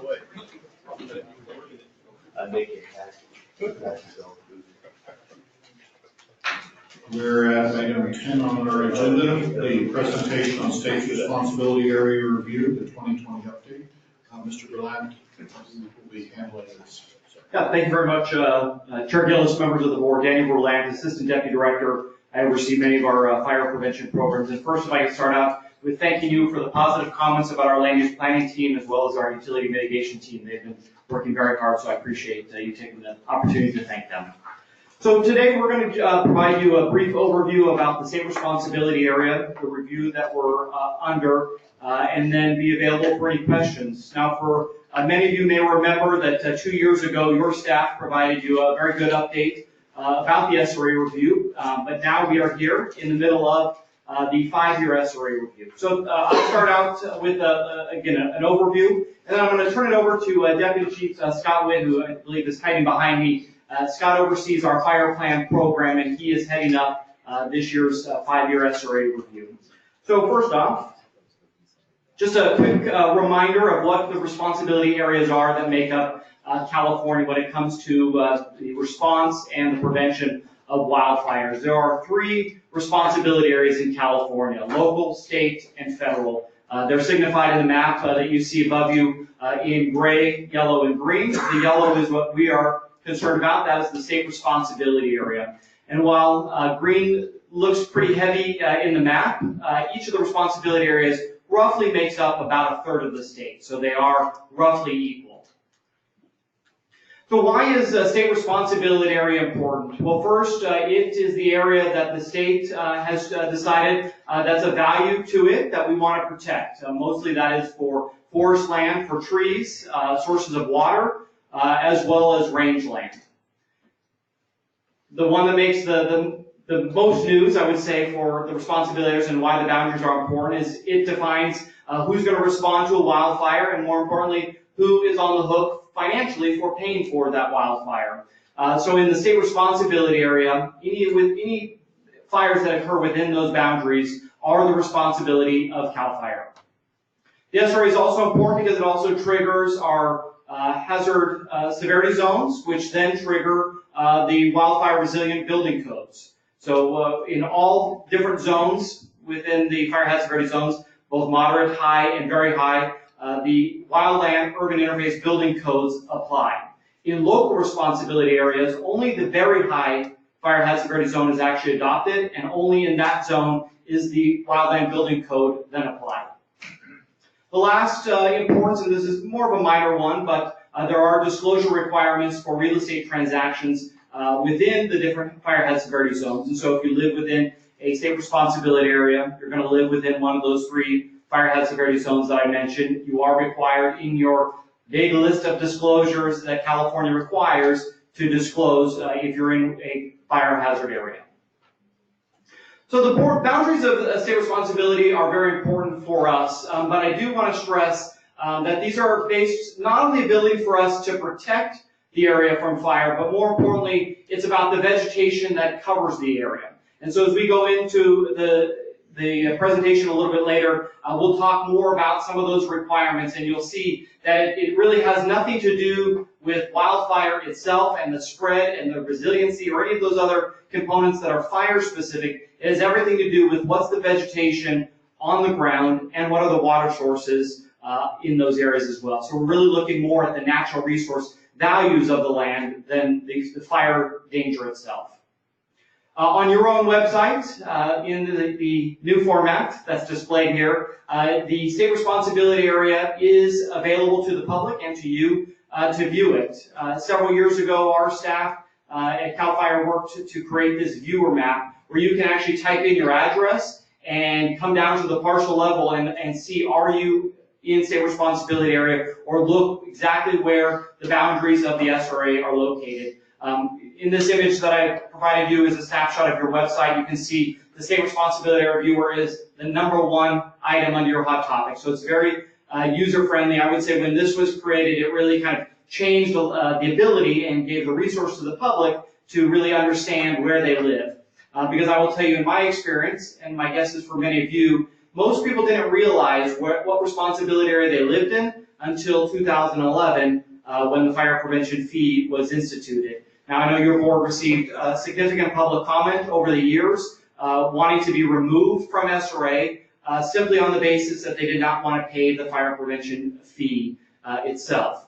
I will tell you that many of those public comments that were made at your meetings over the years, we have gathered working with your staff to make sure that if there is any validity to why they need to be removed from SRA, our units have that information to them. But with the suspension of the fee, many people have kind of fallen back to not really caring what responsibility area they necessarily live in. So I want to give a little background on the legal basis that defines the state responsibility area. First, in the Public Resources Code, there are a number of codes that specifically define what SRA is and define how and what your board has the authority to do when classifying California's land. So 4125 is the main public resources code that we'll talk about today that really defines in statute what the state responsibility area looks like, and then what parameters we as the department have when adjusting boundaries. Your regulations under Title 14 is the regulations that we then use. Section 1220 specifically provides the procedures that classify the boundaries. In 2010, your board adopted an updated version, and I believe this was provided to you in your update a couple years ago, but we have a very detailed classification guide that, again, adopted by your board that gives us as the department very, very specific direction on how we draw those boundaries. A lot of text in these next couple of slides, so you don't have to read it if you don't want to, but I did want to provide the full text of Public Resources Code 4125. And this is where the law and the statute lays out that the board is responsible for classifying all lands within the state. I'll get into a little bit more details of this piece here in a moment. 4126 then gives some additional definitions. As you see, Section A there, lands covered wholly or in part by forests and trees producing or capable of producing forest products. So again, we're not looking at these lands to determine fire risk. We're not looking at fire hazard. We're not looking at how close is it to a fire station. We're looking at these lands specifically on the vegetation that covers them. 4127 provides some exclusions within the state responsibility area. The first one there is any lands that are owned or controlled by the federal government. So if a national park, the Bureau of Land Management, the U.S. Forest Service, if they purchase land or they grow the federal land, it automatically would come out of state responsibility area. Now, there are a number of these exclusions that happen automatically. They do not come to your board in this 5-year review. Again, there are several of them that are automatic. The next one that's automatic is land that is within the boundary of an incorporated city.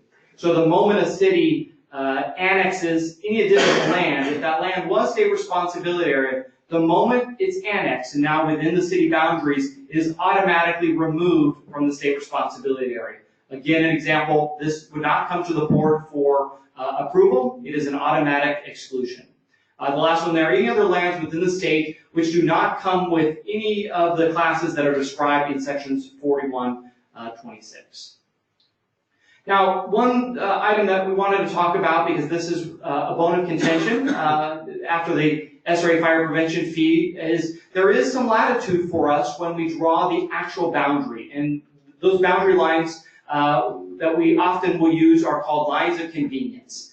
And these are for the convenience, not only for the department as a whole to know exactly where that line is, but it's to use existing boundaries. Examples there, roads, pipelines, streams, that are clearly defined to the responding fire agency, so that our engine and any other local fire district knows specifically where's the boundary. The last thing we want is any confusion at the ground level during an emergency for the firefighters to have to figure out, is this my area or is this yours? So we can use lines of convenience to possibly move an area that may not be specifically defined and meet all the definitions in the classification, but by moving it several hundred yards to a close roadway, it ties it in so that it's a very clear demarcation for us when we're down at the field level. Again, this is where there was a lot of pushback because people wanted to know, well, why is half of my street in SRA and the other side of the street not? It's simply because that's a line of convenience. And if we moved it past those property lines and beyond the street, it no longer becomes very clearly defined to our responding fire units. So I'm going to turn it over to Deputy Chief Scott Witt. He's going to talk about the review that we're currently undergoing and what role the department has and what role the board has in this process. So Scott. Good afternoon, board members. So the first part that we're looking at the ongoing SRA review schedule is after the SRA review occurs, there's a fire hazard severity zone, the FHSZ remap that will occur immediately after. That's conducted in areas that are SRA. And then there's a subsequent review of fire hazard severity zones that looks specifically at very high local responsibility area. The next statewide SRA review will occur in 5 years, which should be in 2025. And special reviews are performed as needed. They're considered annual or automatic reviews, predominantly concentrating on federal land ownership and city and corporations, as well as any identified errors and cleanup. The goals of the SRA review primarily is there is a consistent standard applied across the state, across all 21 CAL FIRE units and 6 contract counties. It enables CAL FIRE to respond in a timely manner to land use changes. So during that 5-year period, as development occurs and maybe residences or subdivisions are put in, as that land use changes away from watershed and away from state responsibility area, we're able to make those changes in a timely fashion. It also allows local governments the opportunity to plan ahead for that change, because again, responsibility area equals financial responsibility area to investigate, prevent, and suppress those fires. And it also gives public involvement about the decision of classifications. There are 5 primary ways, levels that we do this through. We start at the most local level and conclude here at the Board of Forestry. We expect the unit and contract counties are going to have their reviews completed by mid-October. At that point, they move up to a region review to review for consistency in both northern and southern regions. A statewide review team evaluates those suggestions and pushes that on to the director. Then finally, the director makes his recommendations to the board. So specifically, we'll take a look real quick at all 5 levels. The first review, again, is the unit or contract county review. They're going to propose an LRA to SRA change, and they're going to consult with staff from their local fire agencies that are going to be affected by the change. And they're going to provide maps and updates, and as the changes are ultimately implemented, they're going to be working with those local agencies and planning staff, so city and county planning staff, to alert them that they've been made. The second level review is the region level review. They're ensuring that there's been a consistency applied by all the units and contract counties, and after completing review, they hand that off to the state review team. The state review is the third level. It's going to examine the documentation and even conduct on-site reviews if necessary, and those recommendations are forwarded to the director. The director reviews all proposed changes. Those changes that are approved are sent to you, the board, and so that public hearings may be scheduled. And at this time, the director also notifies local agencies of the potential impacts. Finally, the board has the authority for approving changes in classification of SRA, and will hold public hearings. If approved, the board will, at its choosing, either set an implementation date, allowing 90 days as part of that comment process, or July 1st deadline, and that holds it consistent with implementation time frames from a fiscal year perspective. So what are the changes that are going to be made? We've already mentioned out of the 3 categories, the automatic type changes, the federal and city changes. But the third type of change is also for those land use changes. Specifically, it's no longer producing forest products, it's no longer producing forage or water for domestic or irrigation or industrial uses. And the 2 primary ways that occurs is either through development, which is densification. or through agriculture. The development model looks at continuous urbanization occurring, averaging more than 3 residences or 3 dwelling units or 3 commercial units per acre. But it's not just in a small section of a neighborhood. We're looking at those changes occurring over an area greater than 250 acres. That level of modification to the landscape is considered enough that, again, it won't meet the vegetation requirements of state responsibility area. The second one is through agricultural use. And for agricultural, the definition is a long-term non-flammable crop like orchards or vineyards and vineyards, which are irrigated and cultivated. So some of the newer practices like no-till in vineyards would have the potential of having it remain in SRA since it's still producing cropland, it's still producing annual forage and is still providing a method for absorbing and collecting rainfall. Annual crops such as row crops and grains are also not considered a long-term modification. So those 2 primary differences are going to be evaluated, again, by the review teams, and recommendations will be made. I open this up for questions from any of the board members. Questions? Member Losfortos. So the question around the lines of convenience, I think, is really helpful, and but I would like to get a little more insight on how to respond, even if people aren't being charged. I think that's still worthy that we understand how to respond to questions around that. And I still struggle with one side of the road and the other side of the road not or in when the vegetation is more or less the same.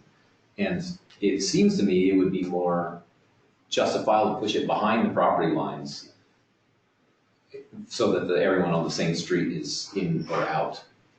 Because I don't think the local team is going to say, okay, we can only fight fire on this side of the street, but not that side of the street. And I know that they never make a decision like that. But it seems to me that that line may not be the best place to divide a street in half. And I don't know if that's reasonable or not, but it seems to me it's hard to justify that. No, and I appreciate the comment and definitely understand the concern, and I would tell you that we definitely use it conservatively. I would mention, though, that roadways are often a place where we are going to try to stop a fire and to hold a fire. And so for us, that is a natural stopping point, which then becomes the edge of the perimeter of a fire, which then, again, makes it easier for us at the ground level within seconds to know when it has or has not left responsibility area and then entered somebody else's area. And where it really comes into play and why I think we do use this when we need to is when it comes to our response. In a state responsibility area fire, we're going to send fire engines, crews, air tankers, helicopters, and every other available resource that we have, as well as maybe a local response in that area. If the fire, though, is in local responsibility area and they need mutual aid, we're automatically going to send them fire engines. But we're not going to send them aircraft and helicopters unless there's an immediate life threat or there's been a mutual aid request from them, because it's a very costly tool. We use it because we want to keep the fire to 10 acres or less, and financially we can afford that type of large piece of equipment more than a small city. And so when somebody reports the fire and they are able to tell us if it's on the west side or the east side of the road, we can within seconds determine the appropriate resources, not just for the response, but also financially, to ensure that we're able to suppress that fire. And so we do want to make sure that, and the reason that we use lines of convenience is to have that flexibility to ensure that there's no hesitation to use additional resources that are more costly in a fire that's in the state responsibility area. But I think your comment is very well taken, and we will make sure to pass that along to our staff to ensure that we use it reasonably when needed. Or even just communicating the complexities of those decisions and to the efficiency of making decisions on the ground, I think it's really justifiable, and that, I can use that, right? I can help explain that, but I didn't have that answer before. I think we've learned a lot since the state responsibility area fee, because again, prior to that, probably between the department and the board and even the public, there was minimal knowledge about responsibilities. The only people who really understood were those in the fire service, and mostly those who are, again, make the decisions on response and then paying the check at the end of it. But I think we've spent a lot of time over the years, especially with, I will say, engaged community groups, educating them of what is state responsibility, what does it mean, and why do we choose the boundaries that we choose. And so we have done a lot of outreach since 2011 to really educate people. You're right, as I mentioned, it may not be the hot topic for people, but that doesn't stop our ability to continue to make sure people understand why the boundary is where it is. Member Wade?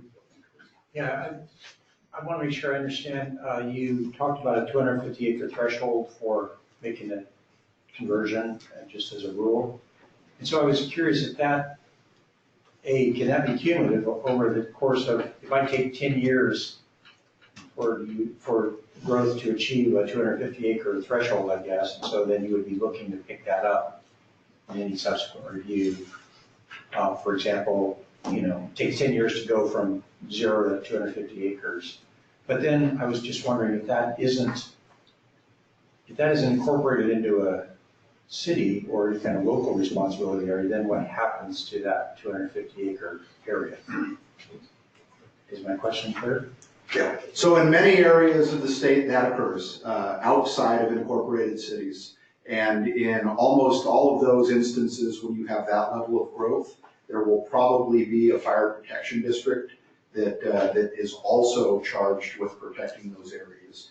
Generally in that situation, CAL FIRE is usually going to protect the watershed, and the fire district will usually protect the improvements. However, both agencies know that by protecting each other's property, it keeps that house fire from extending into the SRA, and it keeps the SRA from burning down those structures. So it is cooperative.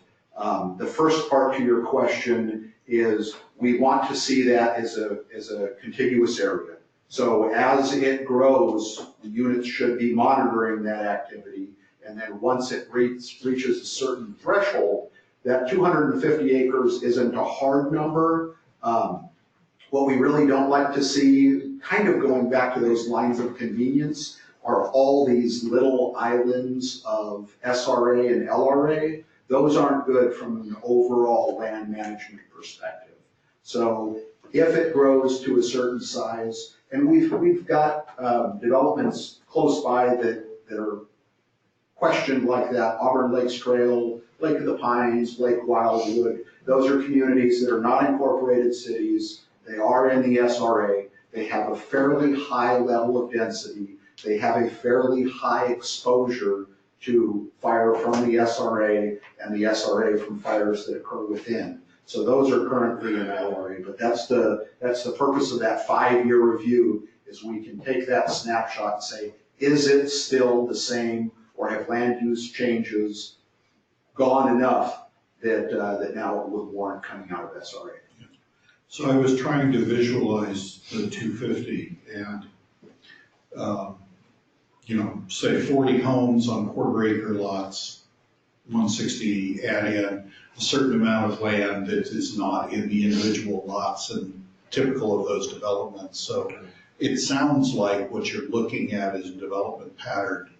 And this is where I'm looking for confirmation or refutation of this. It looks like the size of subdivisions that go in of a typical size in California, your threshold would basically trigger on most of the kind of 30, 40, 50 home kind of new developments would pop right in under your threshold. Is that correct? Yeah, absolutely, that is correct. And I think just to clarify too, for both questions, if we have a smaller subdivision that's under that 250, and we say because the density meets the requirements that we could take it out, we do that, it leaves this island completely surrounded by state responsibility area. Now, in the safety elements, as you know, when that kind of land use changes are going through, we do require them to look at their fire protection at a local level to ensure that they're making decisions to add homes with the consideration of additional fire protection. But at the end of the day, we have to take a more macro look at it to make sure that we don't have these little islands all over the place, even though they don't clearly meet the definition. Please, member, sorry. No, go ahead. It's not a follow-up. So this is kind of a question about the process. So when a fire district changes its boundaries, fire protection district out within SRA, but it's not within a community, how, is this part of the process for the 5-year review, or is that added every single year when the fire protection district boundaries are changed through that state agency that does all that? Do you update that yearly or every 5 years? So the fire district boundaries, or the boundaries of another fire department that overlay on the state responsibility area by themselves would not change the SRA classification. And I would tell you that about 95% or so of the homes within state responsibility area are also protected by a fire district, meaning that a good portion of the state responsibility area does have a fire district over it.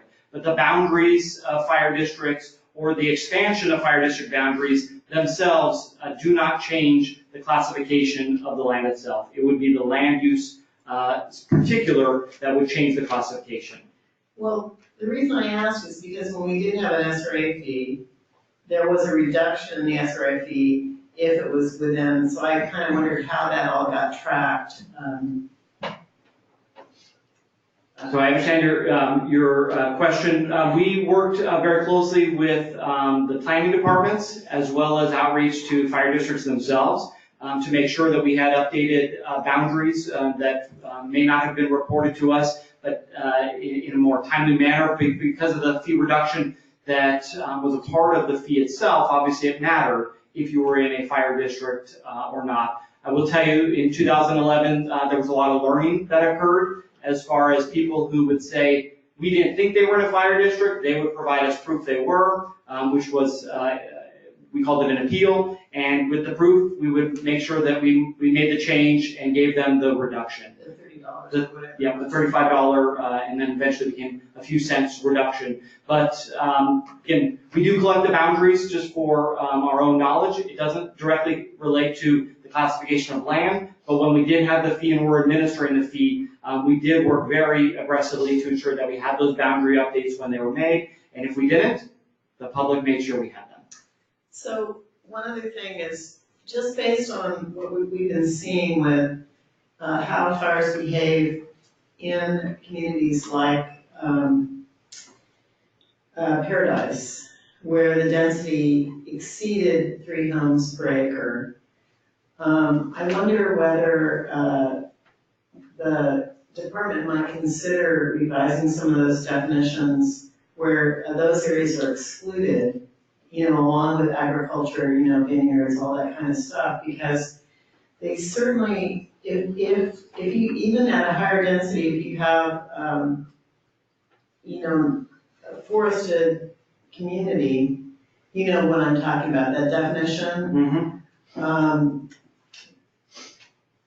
The original reason for doing that was the assumption that it wasn't flammable, the definition regarding density. So I don't know that we might not want to reconsider that definition because of what we're seeing in terms of the behavior of fires for areas that are not incorporated, but are, and I understand that you think there's probably going to be a fire protection district and all that kind of stuff, and that many counties require that we might want to revisit that based on what we're seeing with the fires these days. But in framing your reply to that, your authorization is not based on the flammability, correct? It's the underlying resource, kind of essentially in modern language, it's an ecosystem services argument as for what's in SRA and what is not. And that is correct. And if I could point out, if I can point out on the map, we actually, it's hard to read, that is Paradise, the hole in the center there. The town of Paradise, and the more urban portion of it is local responsibility area. And so by definition, if you looked at the forest land itself, it would absolutely qualify as state responsibility area. But because of the fact of two pieces, one, the density in the core portion would have it removed, and then second part, it's an incorporated town, that too would make it out. But your point though is valid, that I think, is actually within your scope. If that's something that you want to add within some of the definitions. Again, when we go through and actually draw the boundaries, we're using your classification guide to give us that direction. I would say and stress that we are kind of out of the gun this year to get the 2020 version through, and it's not that we are rushing to do it. As you noted too, right before we started, there's a lot happening in fire prevention, planning, and engineering world. We have a tremendous amount of focus right now on the 35 projects, increasing the number of inspections, increasing the number of prescribed burning, on top of asking those same staff to do drawing the boundaries. And so we are giving our units a more condensed time frame to turn this around to your board.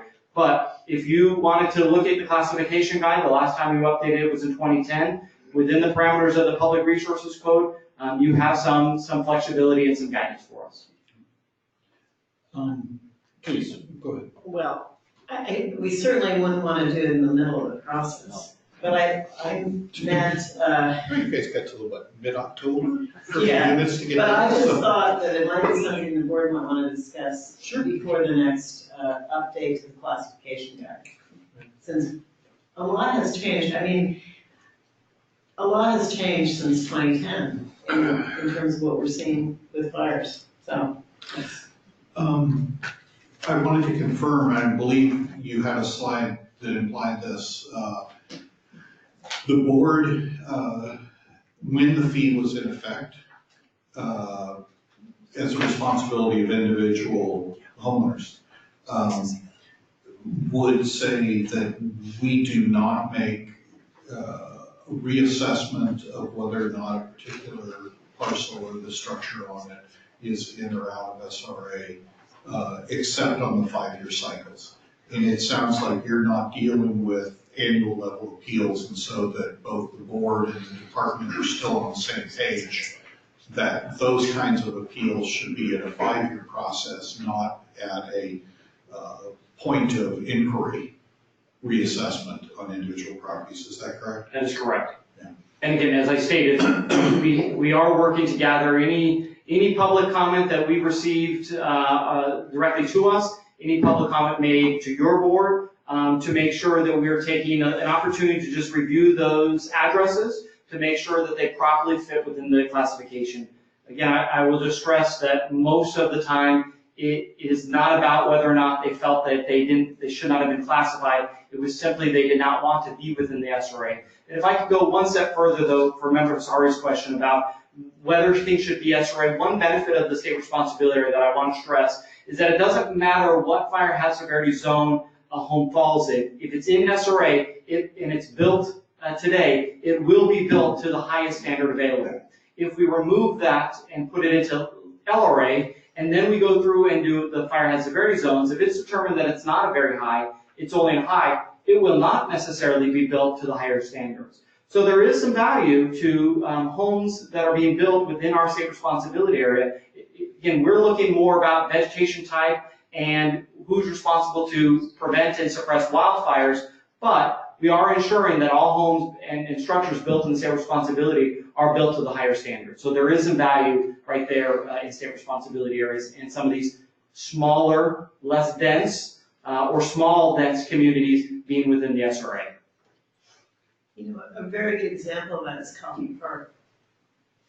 If you know where that is Absolutely. in Santa Rosa, that's being rebuilt, not to those standards. I actually believe Santa Rosa had put in an ordinance to ensure that everything that was being rebuilt is now being built to the higher standard. One thing that I would note is a very small portion of Santa Rosa City itself within the incorporated was very high. But the city had created what they called a wildland urban interface zone. And in the government code, local jurisdictions have the ability to self-designate other areas that we did not zone as very high, they can self-designate them to ensure that their local ordinances, building, defensible space inspections, et cetera, still apply. So while Coffee Park was not in a very high and was not originally in a WUI zone, and was built prior to the current codes, my understanding is that the city of Santa Rosa has made the decision that all their construction is occurring to Chapter 7A of the Wildland Urban Interface Building Code. And residential fire sprinklers I'll throw in as well. Yeah, well, to some extent, you have to take a look at it. The higher level argument as opposed to, I don't particularly want to be charged this fee, that dominated the board's discussions with the public the last time around was the extent to which there would be a public funding crowding out phenomenon between the state assessing a fire prevention fee and fire districts being able to garner the political support for self-assessment. Has there been any effort on the part of the state since the state stepped in to assume responsibility for the fire prevention fee out of greenhouse gas funds, to look at whether or not there was any material effect before that intervention or after that intervention in terms of the finances of local fire districts? We haven't done any specific analysis. I would just tell you narratively, we have seen a significant number of fire districts be successful at passing local bond measures, even cities here, even cities locally being able to pass tax measures. And so narratively, my opinion would be, yes, it had a factor in allowing successful passing now that the fee has been suspended. Because as you are very well aware, there was a lot of confusion during the fee implementation of who is my fire department. As I mentioned, for homeowners within the SRA, they really have two fire departments. A local fire district that may respond along with CAL FIRE. Now, we ultimately have the responsibility for preventing and suppressing wildfires. I'll take it one step further to your point. There were a number of areas that were in state responsibility area that may have been, as part of agreements, initially responded to by local fire agencies or even federal fire agencies in our exchange of acres. And then with the SRA fee, people paying for our services, there was a big demand to ensure that we were present in those communities. I'll give you an example, Alpine County. Prior to the fee, we really had very little response. Though there was some state responsibility area, U.S. Forest Service under agreement would respond to all wildfires. That did not change. However, any community event that occurred, we ensured that we were there to provide them education materials, questions and answers, to be more present because, as rightfully so, they were paying for fire prevention services and we increased to ensure that we provided those. The grant program that we ran for 3 years under the fee itself, we ensured that those grants were spread out in the areas based on where fee payers were. So we spent a lot of time and energy after 2011 to really increase our engagement in communities that we may not have been as present in prior to the fee. And is that still standard operating procedure for the department? Absolutely. So our relationships, and I use the example of Alpine County, Plumas County is another one. We have those relationships with the residents as well as local fire districts have improved significantly and continue to this day. And I'll just mention too, one of the successes that we're having in our land use planning program of why our land use planners are being more successful is because we've been somewhat forced since 2011 to really increase our communication and coordination with local agencies and to be more present. And so we already have pre-existing relationships with places like Plumas County. So when we go in to talk to Plumas County about their safety element, as an example, we already have a relationship and they're actually gonna have their door open to us. Because I'll tell you, when we started the land use planning program, knocking on those doors was very difficult and getting the doors to open was near impossible. That's not the case today. A lot has changed. It's not just fee driven or fee suspension. It has to do obviously with the amount of homes that have been destroyed in the last couple of years and the fact that this is a topic that's on everybody's radar. But all of this and this review of the SRA all does connect, and our communication and our coordination with locals, I would say, has never been stronger in decades, and that will help us through this process. Other questions or comments for Mr. Ron? Thank you very much, and we look forward to working with you on this. And in fact, I think the next stop will likely be in our committee, since resource protection was the primary interface between the board and the last SRA. But we look forward to seeing you in about 4 to 5 months with these maps, so thank you. Thank you. I'm going to ask Mr. Dennis to come forward for the presentation of the California Society of American Foresters position statement on wildland fire. And we will be breaking for lunch after that, and I'll do the 3 initial hearings, which comprise the balance of our calendar after our lunch break. So, Mr. Dennis. Thank you, Chairman. I'm Nick Dennis. I'm a member of California Society of American Foresters. I'm not an elected official with CalSAF. I was the principal author of the position statements I'll be summarizing, working as a volunteer. However, I am an elected official of the National Society of American Foresters. I serve on their board of directors representing California and Hawaii. We're very thankful to the Board of Forestry and Fire Protection for inviting us to be here today. There's no question that the topic I'll be discussing, California's wildfire emergency, is front and center in your concerns. And I'm sure you're hearing from many organizations, many qualified organizations, about what to do about this emergency. We appreciate the opportunity to offer our views on what needs to be done.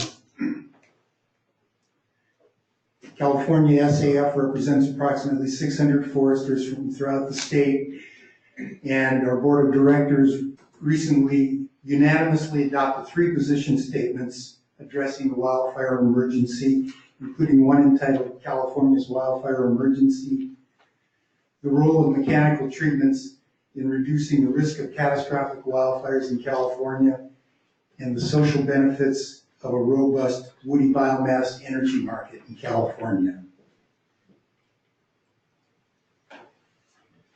The 35-year-long, approximately, trend of steadily increasing wildfire damages in California represents a crisis, but the more recent pattern of wildfires burning into cities and towns and killing dozens of residents represents an emergency.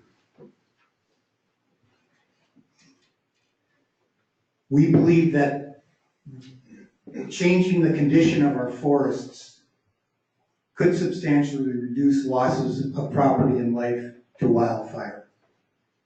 The position statements I'll be discussing focus primarily on the forest management aspects of the wildfire emergency, because the emergency is a complex, multifaceted problem, including a lot of issues, we will also touch on some non-forest management recommendations. However, because our expertise resides primarily in forest management, our recommendations regarding non-forest management items are restricted to what we consider widely accepted common sense ideas.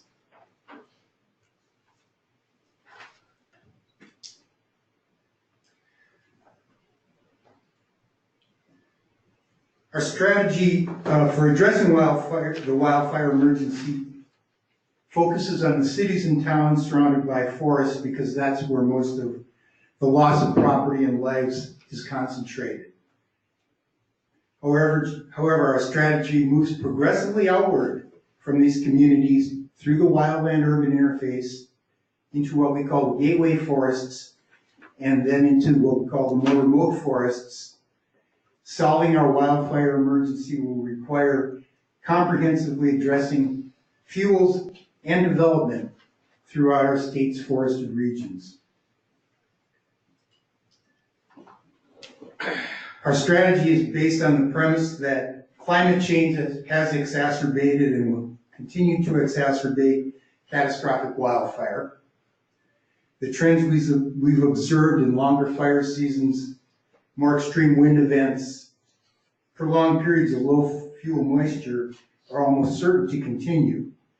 And we therefore believe it prudent to set fire safety goals that envisage climate conditions at least as fire prone as those currently in effect.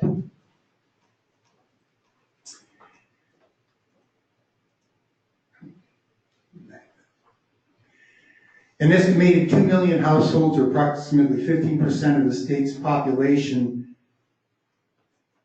resides in areas at high or extreme risk of wildfire in California, and 1,338 communities have been listed by CAL FIRE as being at risk of wildfire. Most communities at risk are surrounded by wildland-urban interface, or WUI areas, with relatively sparse residential development. Forest management can protect these communities primarily by creating wide fuel breaks in neighboring, or what we call gateway forests, through which wildfires would likely burn as they approach a community. The WUI can be protected by creating and maintaining defensible space throughout the WUI, and by constructing fuel breaks in adjacent gateway forests. We know what defensible space is around homes. It's codified in section 4290 of the Public Resources Code. But what do we mean by defensible space throughout the WUI?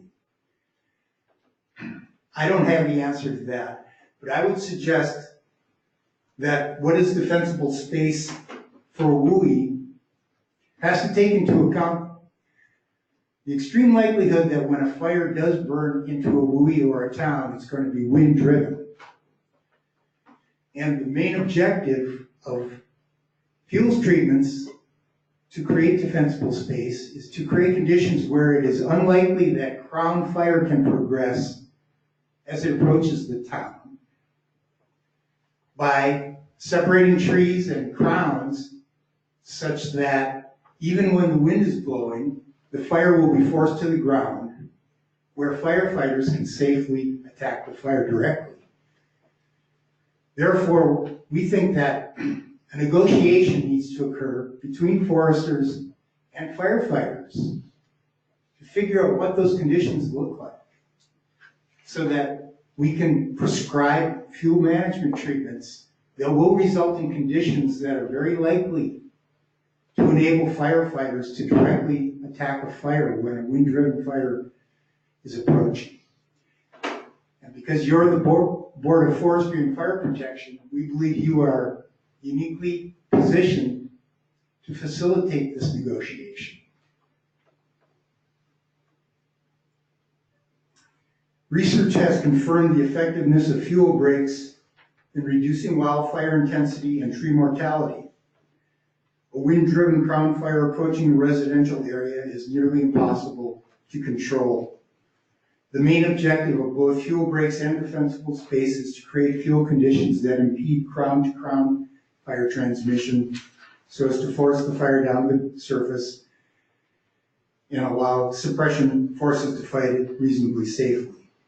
Equally important to removing hazardous fuels in and around residential areas is building homes and outbuildings with fireproof exterior materials and design features to prevent windborne embers from entering the house. Wildfires in remote forests generally pose relatively low risk of destroying residential developments, although they often have moved into developed areas. However, fires in remote areas do impose huge costs on Californians every year, primarily by exposing residential or metropolitan areas to unhealthy air quality conditions. Wildfires that burn extensive areas with high severity also damage watersheds, affecting water supplies that urban areas depend on, not to mention the associated destruction of wildlife habitat. Much of the state's remote forest land supports vegetation highly prone to destructive fire due to excessive densities of small trees. The pace and scale of fuel treatments in remote forests must be increased to restore fire resilience to forests and protect urban areas from severe air and water pollution. In some forest Focusing on reducing fire hazards and restoring fire resilience must be applied more aggressively throughout our forest regions, including WUIs, gateway forests, and remote forests. The main techniques available to accomplish these objectives are mechanical treatments, prescribed fire, and managed wildfire. Which of these techniques or combinations of techniques is most preferable and is highly context specific. But each of these techniques has an important role to play in solving our wildfire emergency.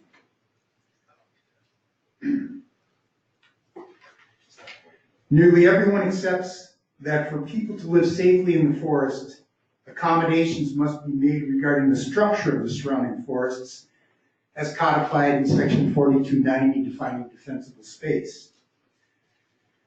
We believe that the same approach must be taken with regard to power lines in very high wildfire hazard zones. The presence of trees within striking distance of power lines poses an unacceptable risk that fires caused by power lines, whether or not started by trees falling into them, will ignite the forest with catastrophic consequences. Therefore, we call for clearing of trees within striking distance of power lines in very high wildfire hazard zones. Although similar to section 4290, we do not necessarily define clearing to mean removal of all trees. I don't know exactly what we need to do around power lines, but we need to make sure that trees don't fall into them and that when power lines arc, that the forest is not ignited. Power lines have definitely become a flashpoint for catastrophic wildfires.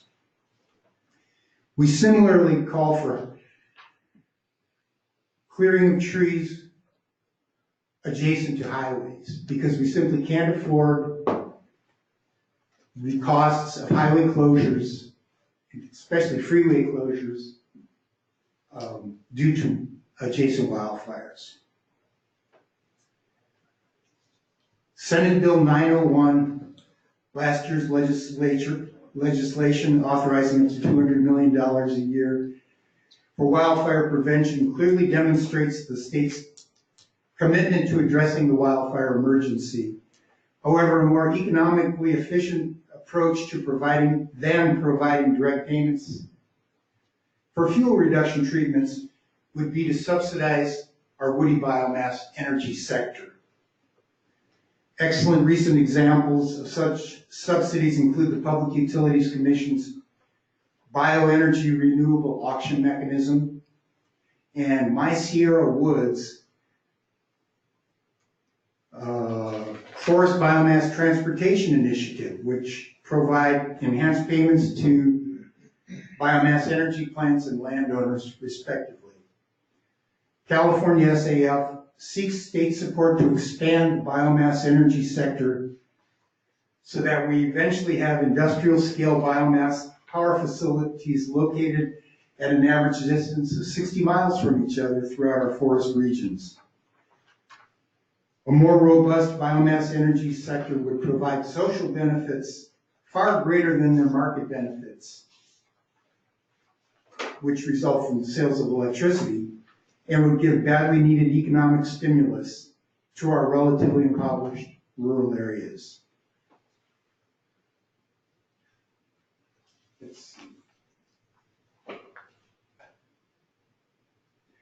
CAL FIRE and its sister agencies have substantially expanded 4290 inspections in WUI neighborhoods over the past decade. Annual or biannual, or as I heard this morning, every 3-year inspections of residential wildfire hazards are a sound basis for reducing wildfire risks for WUI residents. However, the inspection process should be more rigorous. Improvements should include better training for inspectors, more systematic record keeping to monitor violations, more reliable follow-up on hazard abatement orders, and more aggressive prosecution of persistent violations. Insurance companies are increasingly wielding authority that is effectively determining which WUI parcels and neighborhoods remain inhabited. For example, they are implementing residential fire hazard inspection systems parallel to the 4290 process. They are making insurance policy renewals contingent on complying with stringent abatement orders. They are imposing large premium increases or simply denying policy renewals. And we know that WUI homes that are uninsured against fire will not remain inhabited for long. I don't have any recommendations as to how to regulate the insurance industry, not that it's in the purview of this board.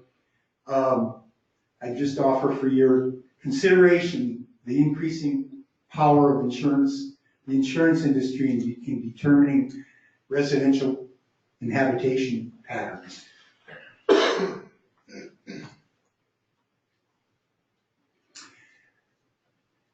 Emerging technologies based on the use of cameras, drones, and satellites offer major opportunities for early and comprehensive detection of wildfire ignitions.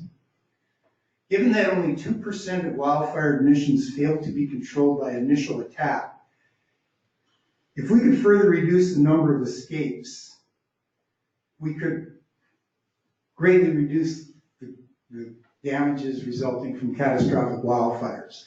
It's a relatively small number of fires that are causing these enormous damages, and any increases we could make in early detection would pay large benefits.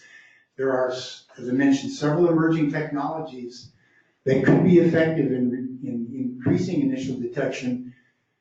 And I know there are regulatory limits on the use of drones, for example, in early detection, but I urge the Board of Forestry and Fire Protection to examine the potential application of these new technologies to accelerating the detection of fires, especially on red flag days.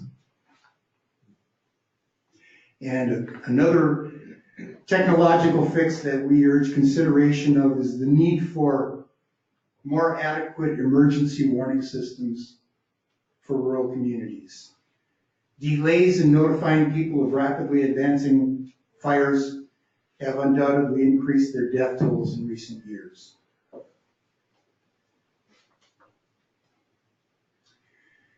Both the state and the U.S. Forest Service have set goals of treating hazardous fuels on 500,000 acres annually on private and federal land, respectively. Among the positive changes in public opinion resulting from our wildfire emergency is the near elimination of institutional opposition to forest management intended to reduce fire hazards on the part of environmental organizations. Similarly, WUI residents are increasingly aware of the need to treat hazardous fuels on their property, although the pace of implementing such treatments still lags far behind that needed to bring the destructiveness of wind-driven fires in residential areas to tolerable levels. California SAF supports all interagency efforts recently adopted to address wildfire emergency, and we would like to be the state's partner in implementing them. Thank you. Thank you, Nick. Questions or comments from the board for Mr. Dins? Just Member Chase. quick comment, I really appreciate Cal SAF weighing in with this position. It's a comprehensive position that you put together, and we certainly support it. I think it's in line with a lot of the efforts of this board and others in addressing this issue, so thank you. You're welcome. Yeah, I think it's actually going to find its way into some of our statements and reason statements down the line. So it's useful to have it presented here. I do want to point out on the your comment on the inspections. We recently had a presentation from the department, and the way in which data on inspections will be gathered and analyzed on site electronically actually, I think, represents a major advance that I would have appreciated much earlier in my career when I was trying to look at that data, and it was more the act of the inspection and kind of paper records, but the fact that they're moving to an electronic system for that, I think will touch directly on the concern you expressed, as well as the ability to deal with issues like that raised earlier in our hearing today by Member LaSuertes on the outcome of inspections where some element of noncompliance is identified. Member, sorry. Oh, I was just gonna mention, if you go to the back table, the utility clearance is actually not addressed in 4290, it's addressed in 1250. And there's a copy of it back there that you might want to take a look at, and you could comment on what you think of it. But it's in another section, so it's not in the forest practice rules. You have to go elsewhere to find it, and there is the latest version that we're working on is with the utilities and with CAL FIRE's utility mitigation staff is on the back table, and you can grab them if you wanted it. I will, thank you. Yeah. Although interestingly, as you point out, the jurisdictions of the different committees, a lot of our purchase on this issue is the vegetation clearance specifically around poles rather than necessarily the more extensive regulation and definition of standard practice the CPUC would do in between the poles. So there is some division of focus there. So, other questions or comments? Member Wade? First, thanks, Nick. That was comprehensive and straightforward, and just exhibited a lot of straightforward common sense, in my opinion. So just getting right to the heart of the issues and how to respond to them. And I guess following through on the fuel break, or the transmission line or distribution line issue and removing fuels around those, I do think that the board does have a role to play in a larger context. It isn't not just talking about the immediate clearance as per PUC regulations, but treating the broader landscape, that corridor around those, I do think is definitely the board's purview, and greater attention needs to be paid to how we would treat fuels along that corridor to, in terms of fuel breaks or allowance for removing trees that could hit lines or et cetera. So, it is, I thought your point was well taken, at least in my view, that is something we need to focus on. Right. In terms of even special prescriptions, exactly. I think there is a broader landscape role for us. Yes. Anyway. With that, I think, thank you very much, Nick, and I will put us into recess. It's now 12. I'm going to reconvene at 1 o'clock, and we'll deal with the 3 initial hearings on the balance of our agenda. Board is in recess. Curtis? I'll call the Board of Forestry and Fire Protection back into order. We're at item 12 on our agenda, the initial hearing on non-industrial timber management plan amendments. Mr. Hedge, I believe you will open the hearing for us.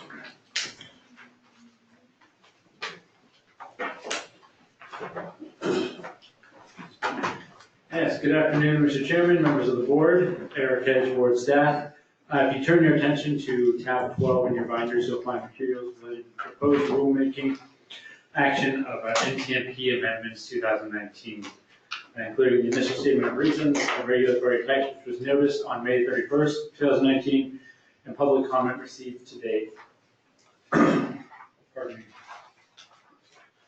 As well as staff recommendations for regulatory revisions and a supplemental statement of reasons regarding those changes.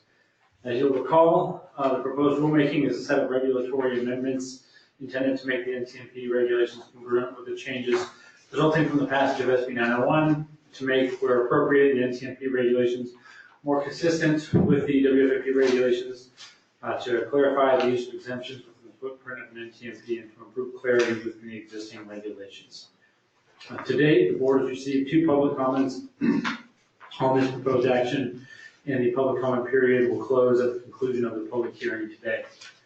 So on behalf of the Board of Forestry and Fire Protection, I would like to open the public hearing pursuant to the Administrative Procedures Act for the proposed action of the NTMP Amendment 2019. The 2 public comments which have been received have come from the Forest Landowners of California and CAL FIRE. The Forest Landowners of California support the adoption of the rule set, and CAL FIRE generally supports the rulemaking proposal and would like to offer the following suggestions. Number 1, the definition of management unit from the WFMP be added to the NTMP definitions to improve the clarity of the regulations. And number 2, CAL FIRE would ask that the board consider a notice of timber operations format specifically intended for use with exemptions. Following the conclusion of this public hearing and any board deliberations on public comments, staff would request board consideration of staff recommendations for additional amendments to the regulatory text and associated statement of reasons. This concludes my introduction to this topic. Thank you. Is there any request for additional public comment from agencies? Seeing none beyond the letter. Other agencies? And do we have any requests for public comment? Mr. Kemp?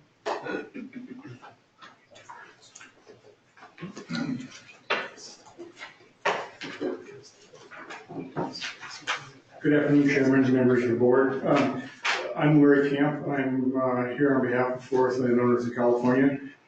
With respect to the letter from CAL FIRE regarding the new MTO type form for exemptions, we would be in support of that, but we would respectfully ask that you not include the boundaries of management plans and management units that is proposed by the board. Mr. Diaz has indicated that this may be prospective, in other words, not applicable to currently approved plans, but I would like to clarify that. But it also raises an issue of existing plans, because many of the NTMPs are 25 years or older, and you're also going to begin to see changes in ownership, perhaps division of ownerships over time as people do succession planning. And it's not clear that if we're trying to solve a problem associated with management units and perhaps harvest levels within that time frame, that making it only apply to future management or future NTMPs is going to solve the problem.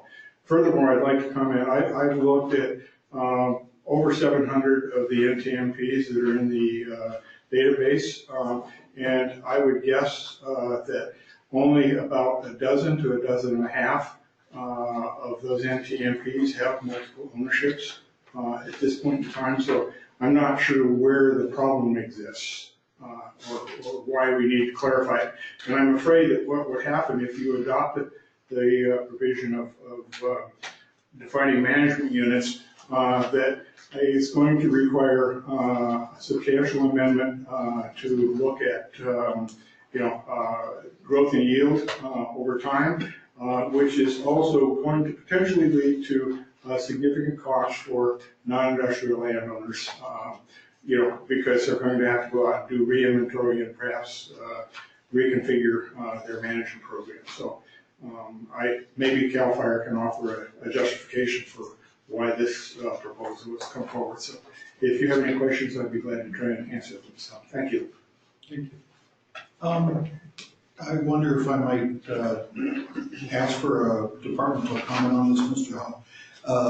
My understanding is that these are always forward-looking, so that any regulation change that we put forward today does not apply retroactively, one question. And the second, if I could get you to elaborate a bit on the use of management unit, which as to whether or not that doubles the information requirement or whether that's trying to map responsibility more closely to ownership. But, so is this an operational definition, or would just a combination of management units still be operable under, say, a notice of operation? So as to what the threshold is in terms of information and notice of operations from the management unit designation the department is requesting. I'll answer the first question. Excuse me, Eric Huff, CAL FIRE Forest Practice. Mr. Chairman, members of the board, the rules, we are always overlooking. Certainly this would not be retroactive, certainly would not apply to existing NTMP landowners. I think really we were looking for consistency in earlier iterations of our draft letter writing. We were looking for greater consistency with some of the elements of the working forest management plan that we find favorable. And this management unit definition in the working forest management plan was something that we were supportive of. And that was the one element that remained in the letter once we went through the process of reviewing and editing the document. I would say that the department, this is certainly not, whatever way the board goes, certainly not something that that would change the tenor of the department's overall support for the rulemaking proposal as written. I think your observation that this was, that management unit is really more of an operational consideration is the department's perspective. I think it allows us a more discreet piece of ground to review and for consistency with the NTMP document. And from an organizational perspective, I think it makes our review a bit easier. But again, not something that would change our, regardless of which direction the board chooses, not something that's going to change our level of support for the rulemaking as proposed. Thank you. Before we move forward, any board questions for either Mr. Camp or Mr. Huff? I was hoping Mr. Kemp could describe both the positive and negative of this line, and then if Paragraph, you could do the same thing after, so I can better understand what you think are the weaknesses of that evidence. If it's all proactive, not retroactive, in that context, what would be the weaknesses of this, and can you think of some positives that this line could help? Well, let me observe, and here I'm basing it on already approved plans. The average plan is, well, the smallest ones have been as small as 8 or 10 acres. There are several that are over 3,000 acres, and those are a combination of multiple related families. But the average is somewhere between 250 and about 500 acres. So I'm not sure, from an evaluation perspective, how much you need to divvy up a unit to be able to look at it from an inspection. 500 acres is not a huge block of land to be able to look at. Whereas we supported this idea of management blocks for the working forest management plan simply because of the substantially larger size, from 2,500 acres up to as much as 15,000 acres originally, and now we're down to 10,000 acres. So there it could be an issue in terms of their management. I do worry a little bit that, and perhaps I'm being overly sensitive to this, is that if we're looking at an enforcement issue, that at some point in the future, when all of you are gone and I'm gone, that the department says, well, we need to go back and look at multiple ownerships on approved plans and require, as I say, perhaps a substantial amendment and perhaps, re-inventory and a reworking of the whole growth and yield information to satisfy the sustained yield and the general requirements of the TMP process. So, much of it is subjective and possible. Whether it's probable is another issue, and I can't tell what's happened. But I mean, when we've gone from an NTMP in 1992 that on 800 or 900 acres that was probably 25 to 30 pages to NTMPs now that are running almost 400 pages, it begins to add that incremental burden on to the non-industrial owners. And I did some calculations in of the 30 counties that have NTMPs now,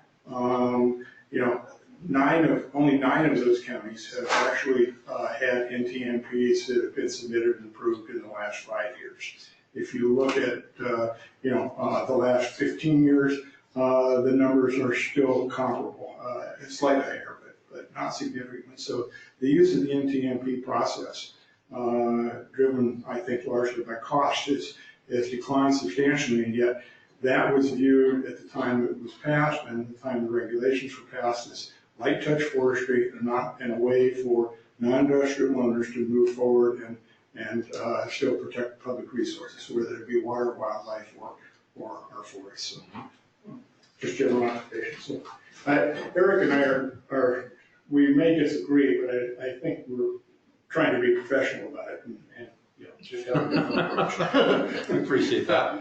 I like it. Emphasis on trying. And you are an NTMP holder, so you know. I don't think they need to know. Eric Huff, Cal Fire Force Practice. I don't disagree with Larry's perspective. We have had instances where we've had ownerships consisting of multiple parties, and of course cannabis is in the middle of all this as well, and that sort of makes it that much more complicated. But where the divided interest was in a single management unit, and one of the parties left the NTMP, wanted to pull out of the NTMP, and so we were faced with a decision of basically splitting the management unit in two, and it was complicated. So when I say really looking at it from a review perspective, it does really make the review much easier if you've got a single ownership with a single management unit. It also allows for those instances where you have that intergenerational land transfer and one part of the family doesn't want to be involved anymore, or something's going on out there that they're not in favor of, or maybe they're even anti-timber harvesting. It just makes the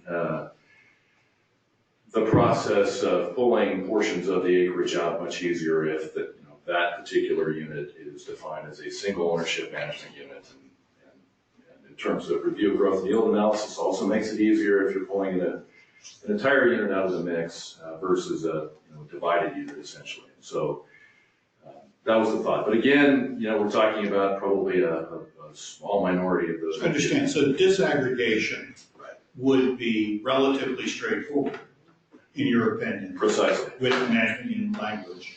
I think the counter argument, which Mr. Camp is pressing, is does the requirement to start a multiple, to write an NTMP, recognizing the multiple ownerships within some of them as management units, does that add substantially to the regulatory cost and preparation of the plan? I don't see that it does. I would look at that as essentially stand typing stratification. It's another form of stratification. I can't see that it would add substantially to the overall cost of the plan, but I am sensitive to that. And that's why I say as Larry said, I don't think we're that far off on this issue. And I don't completely disagree with him. So. Okay. Mr. Camp, did you have a final comment you wish to make? No? Unless you have any of these on this end? Any further questions either for members of the public who have spoken or the agency representatives that have spoken? All right, no requests for online questions. Then, Mr. Hedge, anything else that you would add for the board before we close the comment period? I apologize, what was that? Just wondering if there was anything else you wanted to bring to our attention before we close the initial hearing? No. All right. So we'll close the initial hearing and move to board discussion. My understanding of the potential regulatory action we might take, Mr. Hedge, is that we have a supplemental statement of reasons that we would need to approve, and pending approval of that, we would need to authorize a 15-day notice for the changes in the rule text in front of us. Yes, so if the board so chooses upon review of the staff recommendations for additional amendments, it would require authorization approval of that supplemental statement of reasons and authorization for a 15-day notice of that amended rule text. So that may I real quick? So I just want to point out to you that in your binders, a couple of you have asked me why are there two sets of regulatory proposals that are in the binder. So there's a text that was put up in 45-day notice, there's the rulemaking documents, the companion documents, and then subsequent to that, there's rule text again, there's rule text, another plea that has staff recommended changes on them that don't directly relate to the CAL FIRE letter whatsoever. And in that second set of regulatory text, the definition of management unit as recommended by CAL FIRE is not included in there. That's a point of deliberation that this board is going to have make a decision on how you want to proceed. It is a recommendation, so I should say, it would be wise, I would suggest, to have Eric Hedge go through the staff recommendations that we are updating this text with, generally minor changes. And then you guys would have to move into the discussion about including management unit or not. I also wanted to point out that the CAL FIRE letter specifically asked that the definition of management unit as it relates to the WFMP be included and it have single ownerships. But the definition of management unit within the working force management plan actually doesn't speak to the single ownership issue. It's actually embedded deeper within the contents of the WFMP. So I would just suggest that we would have to, as Eric is going through the staff recommended changes for you folks, you give me just a few moments and also take a look at some of the text in their letter and compare that. Sure, if need be, we'll call some calls and allow a quick conference. Yeah, exactly. So I recommend that Eric go through the staff recommended changes because some of them, although not substantive, are important. All right, Ms. Judge. Very good. So since the noticing of the initial proposal, staff has identified some additional amendments which may improve the regulations and address the stated purpose and intent of the rulemaking. These amendments include incorporation of additional statutory definitions for non-industrial timberland, non-industrial tree farmer, and notice of timber operations, as well as revisions to capitalization and inclusion of those terms throughout the rule text. Sorry, I'll back up. The rule text that includes the board or includes staff amendments is item fold 12B, and all the staff recommended amendments appear in red and in double strike through double underline. So these changes also include revisions to capitalization for defined and undefined terms, and additional clarity within the notice of timber operations process. These changes can be found in the text and are also discussed within the supplemental statement of reasons. And then as the executive officer stated, any approval of this supplemental statement of reasons and authorization for 45-day notice would also need to include any necessary direction to staff to incorporate any changes to the rule text that may result from consideration of the public comment received. So if you'd like, we can discuss, some of the big ones are really the incorporation of the statutory definitions of non-industrial timberland, non-industrial tree farmer, and notice of timber operations, most notably a non-industrial tree farmer. As you're all aware, the term timberland owner is used extensively throughout forest practice rules, but it has no definition. Non-industrial tree farmer was provided a definition in statute in Public Resource Code section 4593.2, and it identifies an owner of timberland who has a non-industrial timber management plan, approved non-industrial timber management plan. So it serves to essentially replace the references to timberland owner where appropriate throughout the document, providing additional clarity within the regulations, as well as non-industrial timberland, which is explicitly timberland owned by a non-industrial tree farmer. That is timberland which has an approved NTMP on it. And then again, notice of timber operations is defined. The statute makes reference to a non-industrial timber harvest notice, and the regulations which have been adopted utilize the term non-industrial, or excuse me, notice of timber operations to mean that phrase, and so the adoption of that improves, again, the clarity of the regulations. And makes existing utilization of terms clearer, and it doesn't try to add new terms to this regulation. We are simply clarifying and defining terms which are utilized throughout the regulations and the statute. So those incorporations can be found numerous locations throughout. You'll see also there's various notices which are required by the NTMP process. There's notices of preparation, notices of timber operations. There's various notices. They were capitalized throughout the regulations, whereas they are not defined. So those references to plans or to notices which are not defined have been made lowercase. Within section 1090.2, the NTMP submittal and notice of preparation process, you'll see an additional reference to some of your regulations related to county rules, and that is regulations related to the Northern District. And that was because those regulations were omitted initially because they were adopted prior to the adoption of those county rules. So this makes those consistent, improves the clarity of those regulations. So regulations already require compliance with county rules and county and special rules, and then identifies these what parts of those would be. And so this is again additional clarification related to that. So, sorry, the reasons on top of, or the two parts of this have me confused. So the term management unit, of course, already appears in here, right, in terms of the mapping requirement. So both plan and management unit are in the language for the NTMP. Before we got to the letter from the department. The letter from the department is asking that we put in a definition of management unit which clarifies that management units have to be under a single ownership. Am I correct at this point? Okay. Yes. All right. I would say that that is correct, and if you're going to do that, you would be including the definition as required or as requested by the department, but you would also be including language where you reference, Chairman, in terms of the mapping standard of management units, very similar to that in the WFMP, which says Well, that, it's already in there in 1090.5 where you say.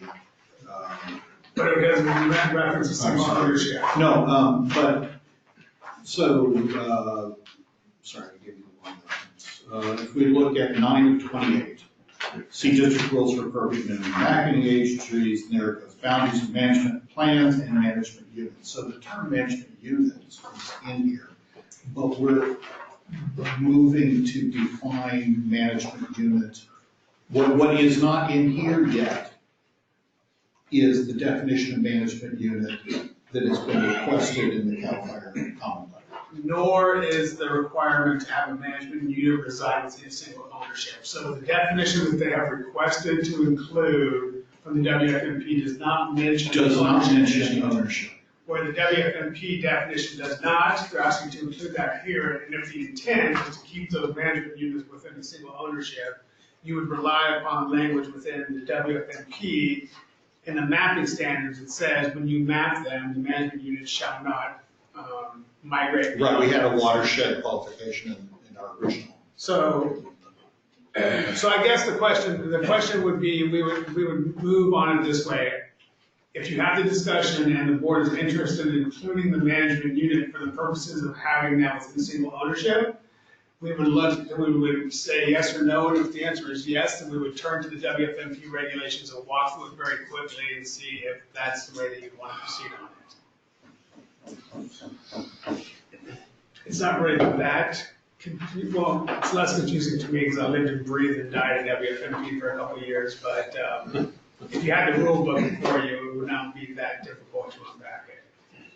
No, I understand. I'm just trying to fit it into the context of the supplementary statement of reasons and the 15-day notice that we would have been doing here. If the definition of management unit or the definition of management unit with additional regulatory text to contain it within an ownership is included, the supplemental statement of reasons is going to have to be revised. Exactly. It does not currently reflect that regulatory change. Yeah. But this board would be able to move forward with disclosing that they want the supplemental statement of reasons to be revised to include language as it reflects. No, but that's what I mean. So we would not be then approving the supplementary statement of reasons. We would, but it would be released in a week when they finish updating it. You would. Subject to the changes that would be necessary pursuant to the change. Yeah. Okay. Good.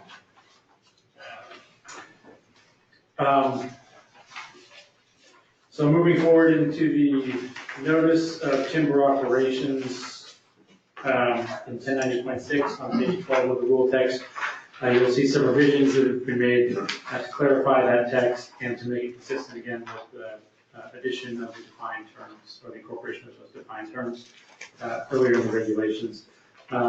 Previously, there was a requirement within the regulations that following confirmation by a non-industrial tree farmer that all necessary field work is functional and usable.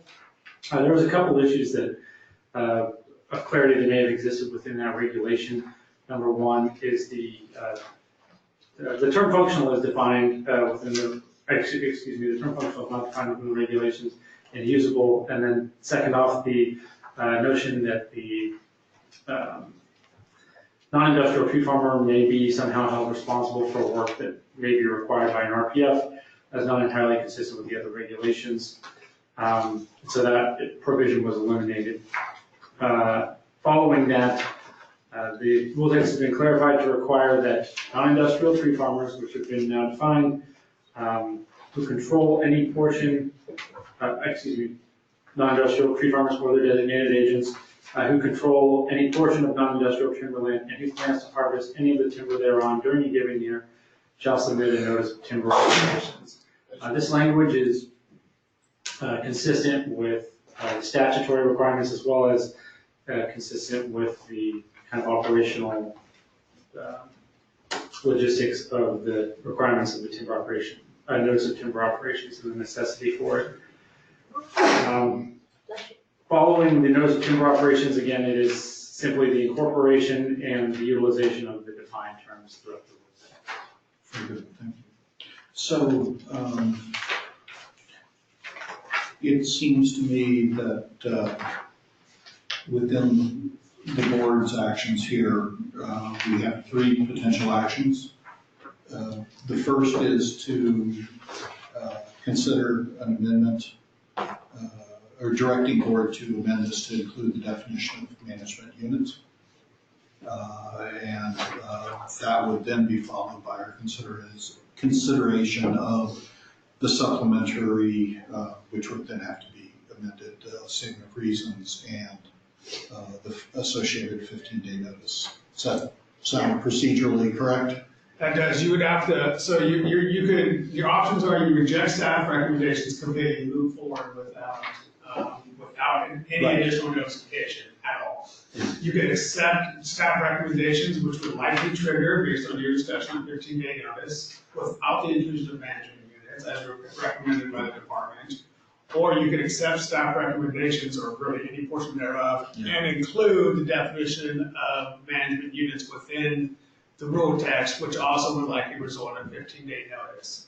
At which time, I believe we would, if you go that path, we want to turn our attention to a portion of the WFMP regulations and include that text as well, because it really gets to the heart of the issue of having the management units contained within an individual owner. ownership, which is what I believe the ultimate goal of the department is trying to accomplish.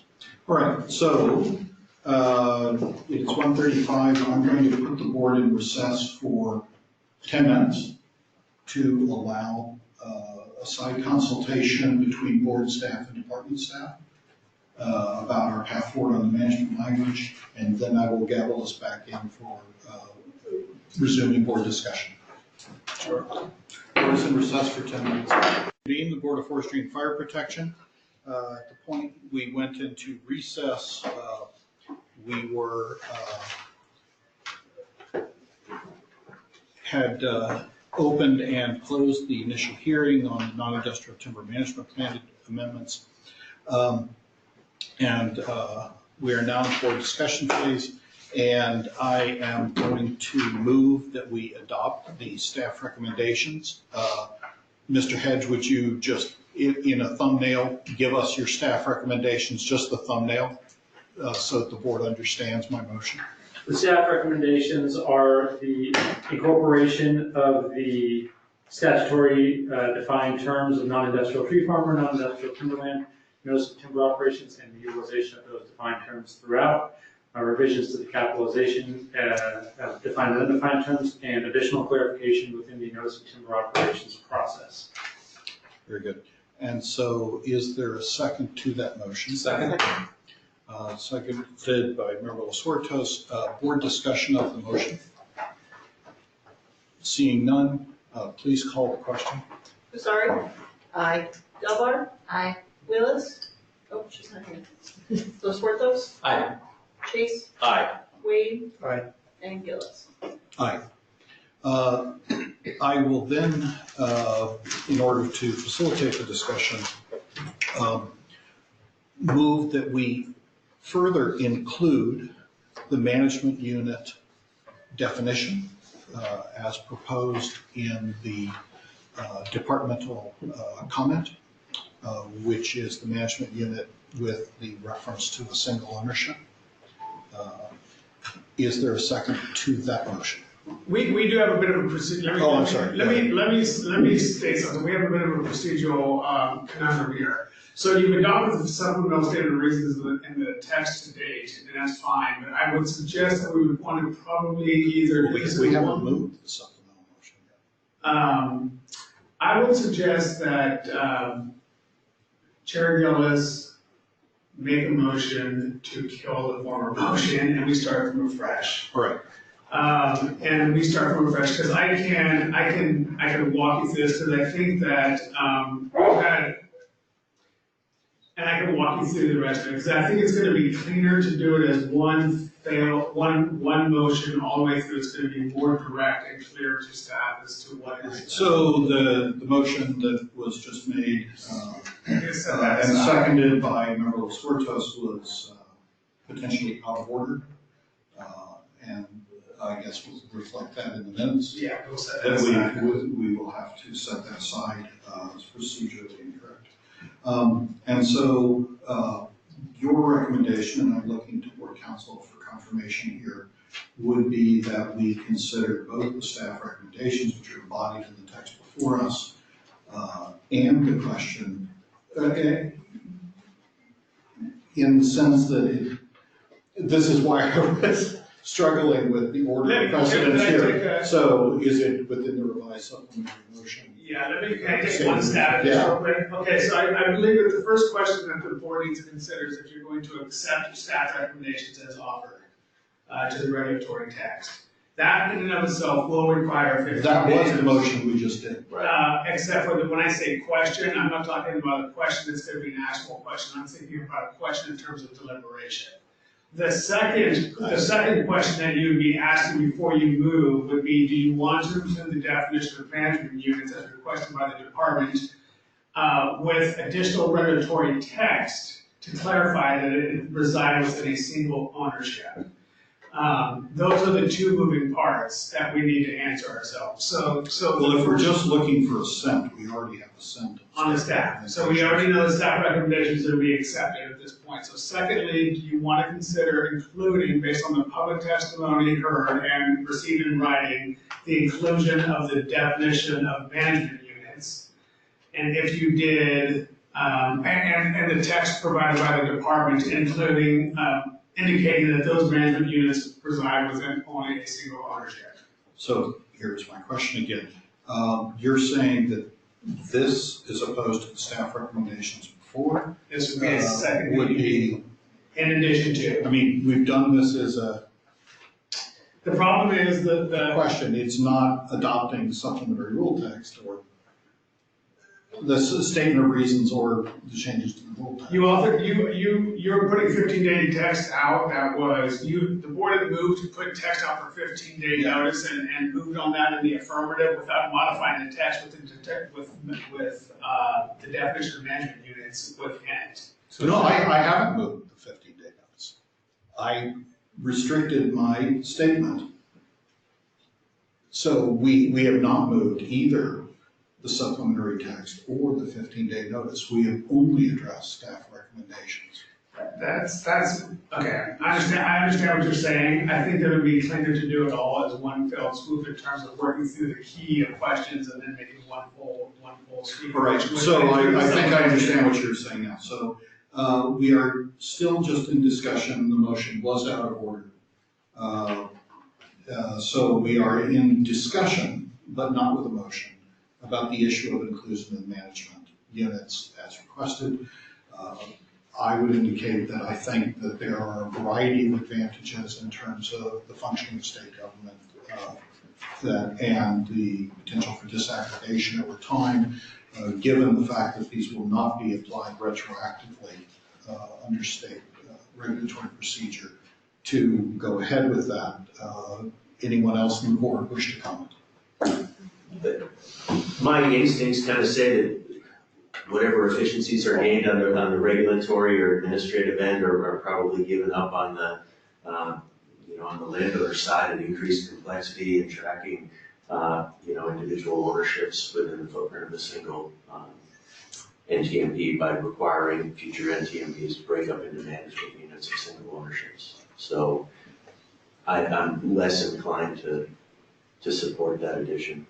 I hear what you're saying, but I keep going back to the Board of Equalization problem around when you have multiple management owners or landowners and how complicated it gets around the actual taxes associated with harvests. And then, so I worry that we kind of create a actually more complicated outcome later that is too hard to disaggregate. Exactly, and I was perhaps being obscure, but that's exactly the logic. Yeah, in terms of apportioning responsibility. Yeah, and I was certainly thinking of the yield tax issue as well, but to require each multi-landowner NTMP to be broken up into management units. Each new, broken up into management units by single ownership to compel that. I don't know, there may be, they may choose to do it on their own and that's just fine and there will certainly be some efficiencies they'll realize from doing it. The department will certainly realize some efficiencies, but it's just another requirement being made of them and that might discourage use at a time when we're trying to increase use of this mechanism. Other comment? Member Delaware? I have the same concerns as Member Chase, that we're at a time when we should be trying to encourage landowners to get more involved in their property and their timber. And I feel that every time we add a layer, it adds to an expense that pushes those people away from doing these things.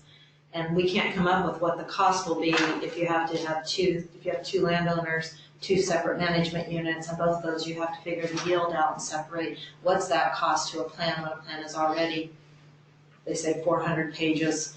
How many more pages does that add? And every time you add a page and you have a forester add a page, it does add money to that plan. So that concerns me through this process. Member Wade? Yeah, I was basically going to make the same point, is that as described now, you create management units based on physical or other attributes, stand height, growth, et cetera. So it doesn't have anything to do with ownership. And so if you then put that additional layer on, well, you have to do it by ownership. So then you may be doubling your, your description of different management units than where before it was just based on physical characteristics or capabilities of the landscape, or other things like, your road system, half of it goes one way, half of it goes the other way. Therefore, you have two different management units based on your transportation net, things like that. So now you are definitely imposing this. I see the advantages of having these ownerships defined, but I just wonder if it's based on Larry's description of relatively tiny percentage of the ownership status in the first place. So those are my reservations as well. And member, sorry, any comment? Well, for me, it was compelling that Mr. Camp's argument, although he was very polite, I do think he represents the people and I take that pretty seriously, that he represents those landowners. So I would tend to agree that we should not include. Okay.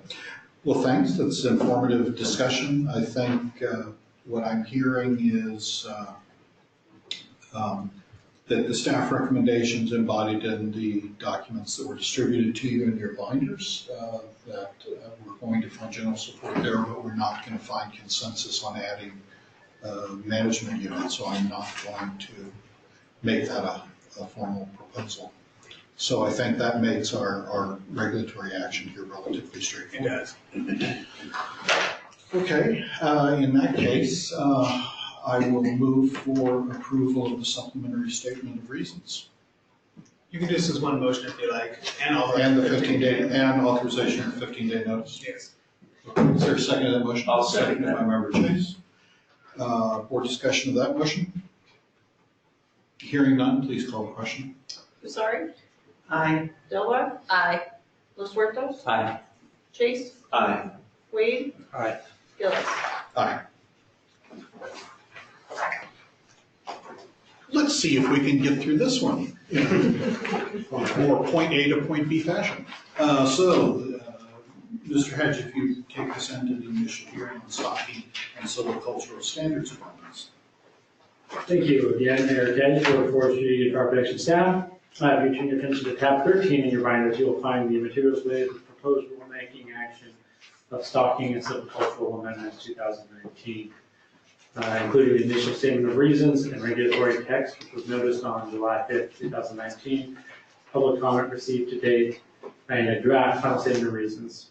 As you will recall, the proposed rulemaking is intended to address the specific forest health and ecological goals identified by the board to improve forest resilience to drought, fire, forest pests, and diseases, and increase carbon sequestration rates to defend against global climate change, primarily by amending the point count minimums in the resource conservation standards to a lower standard, as well as to align the prescriptive requirements of specific silvicultural prescriptions with the stated ecological goals in order to address the state's changing ecological conditions and promote the state's forest policy goals, and finally, to address clarity issues where they exist within the silvicultural methods.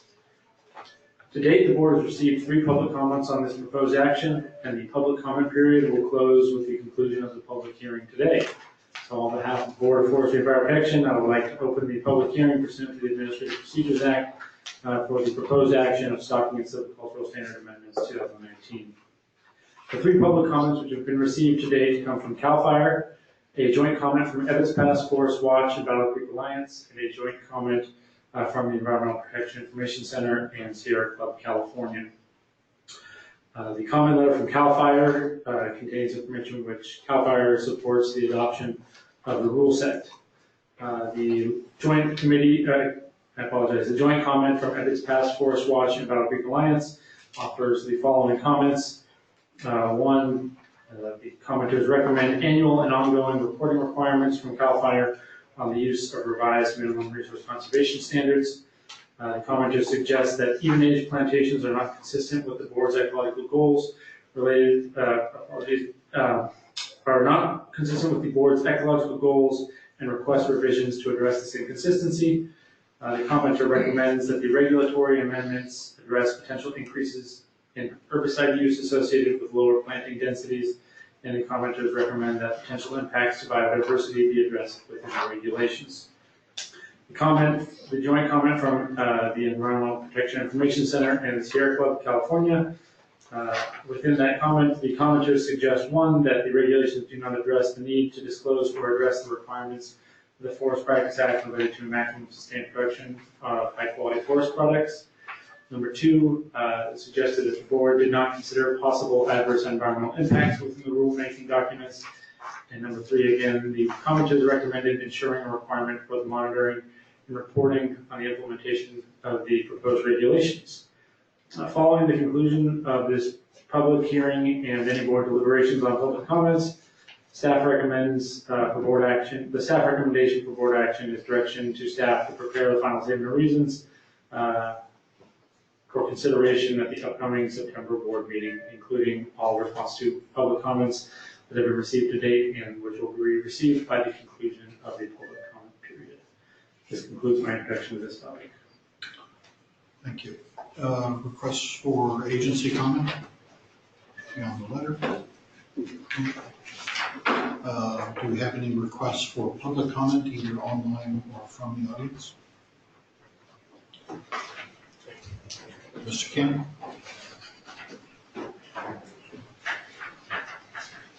Yes, Larry Camp on behalf of Forest Landowners. I'd like to thank the department. I'd like to thank the people that were involved in the Wade Main seminar, especially Russell Hedges and YG, who put a lot of that together. And we are supportive of the regulations as proposed in the final statement of reasons. So, thank you. Thank you.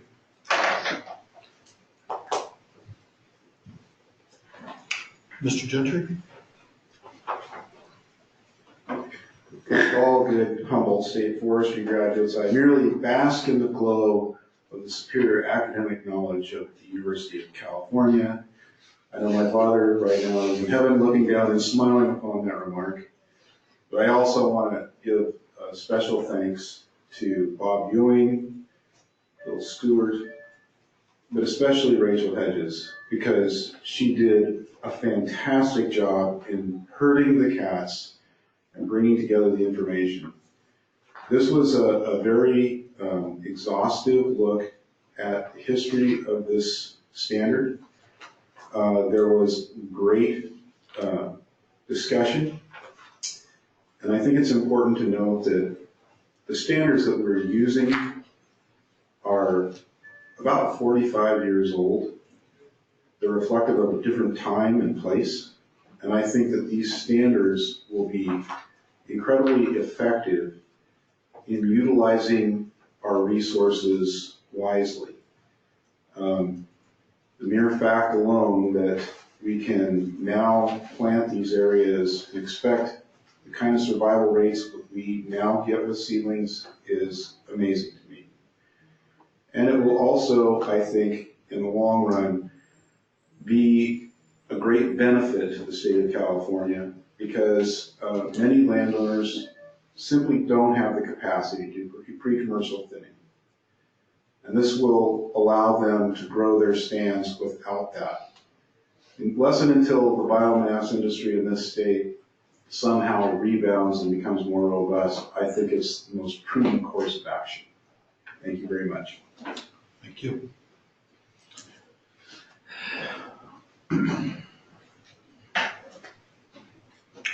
Well, seeing no other requests for discussion, Mr. Hedge, shall we close the?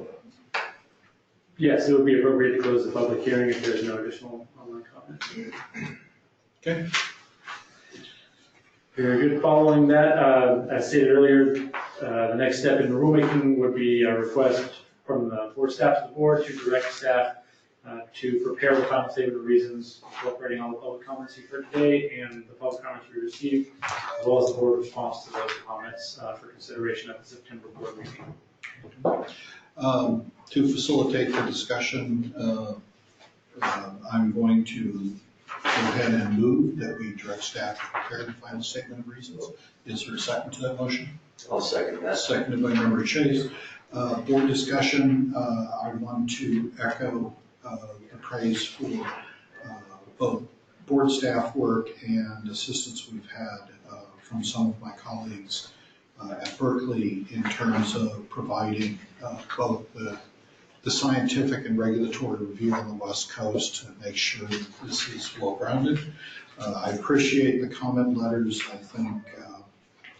think that we've done good work here in committee and as board to make sure this is responsive to really the complex objectives of the state with respect to both,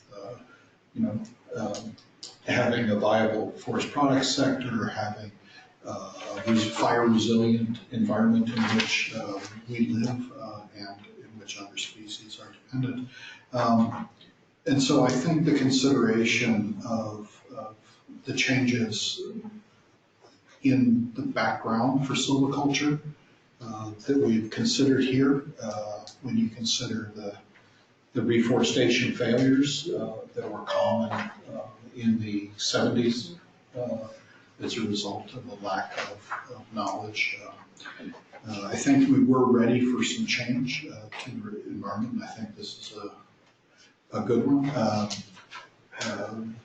One of our comments was that we might want to do monitoring. I don't think that belongs in the public regulatory code. And I just point out that we always have the capacity in our now ongoing discussion with the department about what we want monitored and reported back to us in terms of the entire scope of the agency's activities in implementing the forest practice rules. So that said, any other board discussion on the direction to move forward with the preparation of final statement of reasons? No, hearing none, please call the question. Musari? Aye. Gilbar? Aye. Lopes Huerta? He's absent. Chase? Aye. Weed? Aye. And Gillis? Aye. Thank you very much. So that brings us to item 14, which Mr. Hedge, if you'll bring us into our hearing on permanent post-fire recovery exemptions. Very good. So it's item 14 in your binders. You will find materials related to proposed rulemaking action. Permanent post-fire recovery exemption, 2019, including the initial statement of reasons and regulatory text, which was noticed on July 5th, 2019, and the public comment received to date. As you'll recall, the proposed rulemaking is intended to provide an exemption consistent with other 1038 exemptions from the stalking and completion reporting requirements of the Forest Practice Act for individuals engaged in the harvesting of trees which are dead or dying as a result of a wildfire within 300 feet of the structure with other specific conditions. To date, the board has received one public comment on the proposed action, and the public comment period will close with the conclusion of the public hearing today. On behalf of the Board of Forestry and Fire Protection, I would like to open the public hearing pursuant to the Administrative Procedures Act for the proposed action of permanent post-fire recovery exemption. The one comment that the board has received comes from CAL FIRE, which is in support of the adoption of the regulations. So following the conclusion of the public hearing today, board staff would ask again for direction to prepare any final statement or prepare a final statement of reasons incorporating that public comment for consideration at the September board meeting. Thank you. Is there any request for agency comment in addition to the CAL FIRE letter that we've already received? Seeing none. Any requests for public comments, either from members of the audience or online? Seeing no requests for public or additional agency comment, Mr. Hedge, shall we close the hearing? So the initial hearing is closed. And to facilitate the board's discussion, I will move that we direct the staff to prepare the final statement of reasons for this action. Is there a second? Second.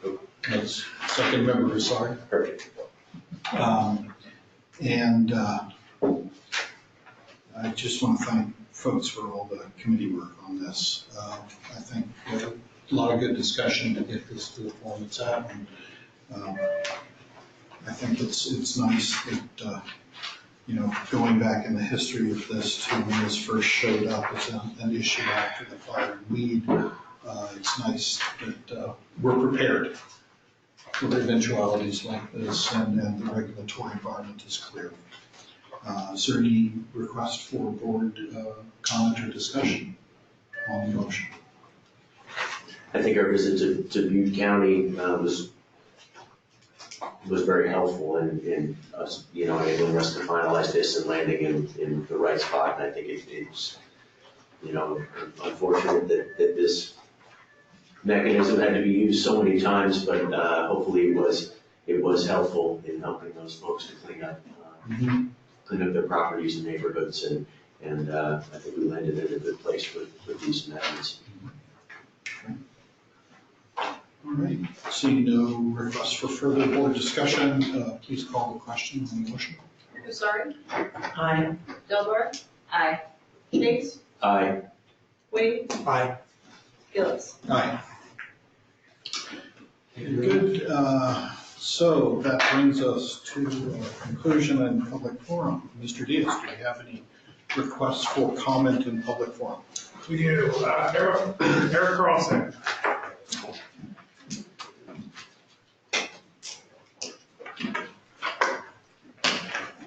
Hello, here I am, Eric Carlson for Associated California Lawyers. I'm trying not to be here every time here at the end of the day, but I did want to speak briefly on something I think is somewhat important to our association, I should mention. There's a man who had the job I currently have, Executive Director of Associated California Lawyers, but in his case, we believe he had it for almost 30 years. The funny thing is that we know he retired in 2007, but we're pretty sure he started sometime in the late 70s. So all of the 80s, all of the 90s, and 7 years of the 2000s. His name was Ed Ellers, and he passed away at the age of 86 on July 30th, 2019. His birthday was July 25th, so he passed away about 5 days after his birthday, peacefully in his sleep. And I think a number of people on this board have unfortunately come here sometime after Ed used to present here, but once again, he presented here in the 70s, 80s, 90s, and 2000s, and he was very involved in the formative years of our association and things like the LTO license itself, which evidently in terms of training classes, maybe looking at a revamp now. I want to briefly say that he was married for 57 years to his wife Nancy, has grown children, Julie and Kirk. Let's see, he was Deputy Director of the Department of Navigation and Ocean Development under Governor Reagan, and he was Chief Deputy Director of the Department of Conservation, where he oversaw the Division of Forestry and initiated efforts to convert S-2 military airplanes for use in the fight against forest fires. And indeed, as a planner, before all of that, because of some work he did to flood-proof certain areas of Del Norte County, the corner of US 101 and Ellers Way in Klamath is named in Ed Ellers' honor. So, to the extent you might be looking to adjourn somebody's memory, I'm not sure we do that all the time around here, we would certainly volunteer Ed Ellers for that particular honor. There's some other things to say about some of the other issues we heard about today, but I think they can wait a meeting.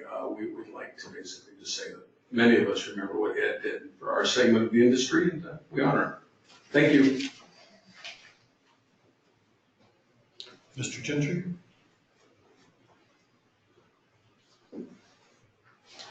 I only wanted to make one observation here at the end, and that was that the director mentioned that Staff Chief of Cooperative Fire Dan Simdick retired, and I wanted to relate for those of you that haven't been on the board for a long time. Of course, Dan has a history with this board. I first met Dan, he was my TA in Forest Soils, and he was a real bugger because he did not appreciate my jokes about dirt. But nevertheless... Soil. Yeah, that's what he said too. I'm still not buying it. But anyway, Dan was the executive officer for Foresters Licensing for this board, and then became the executive officer. To the extent you want to blame him for me, you may, since I worked for him as his executive officer for Foresters Licensing. and he was a great mentor. He continues to serve this board in his capacity with the PFBC as well. He's done a lot for our profession. I just wanted to make sure that I recognized him. Thank you. Hearing no other requests for public comment, Board of Forestry and Fire Protection is adjourned.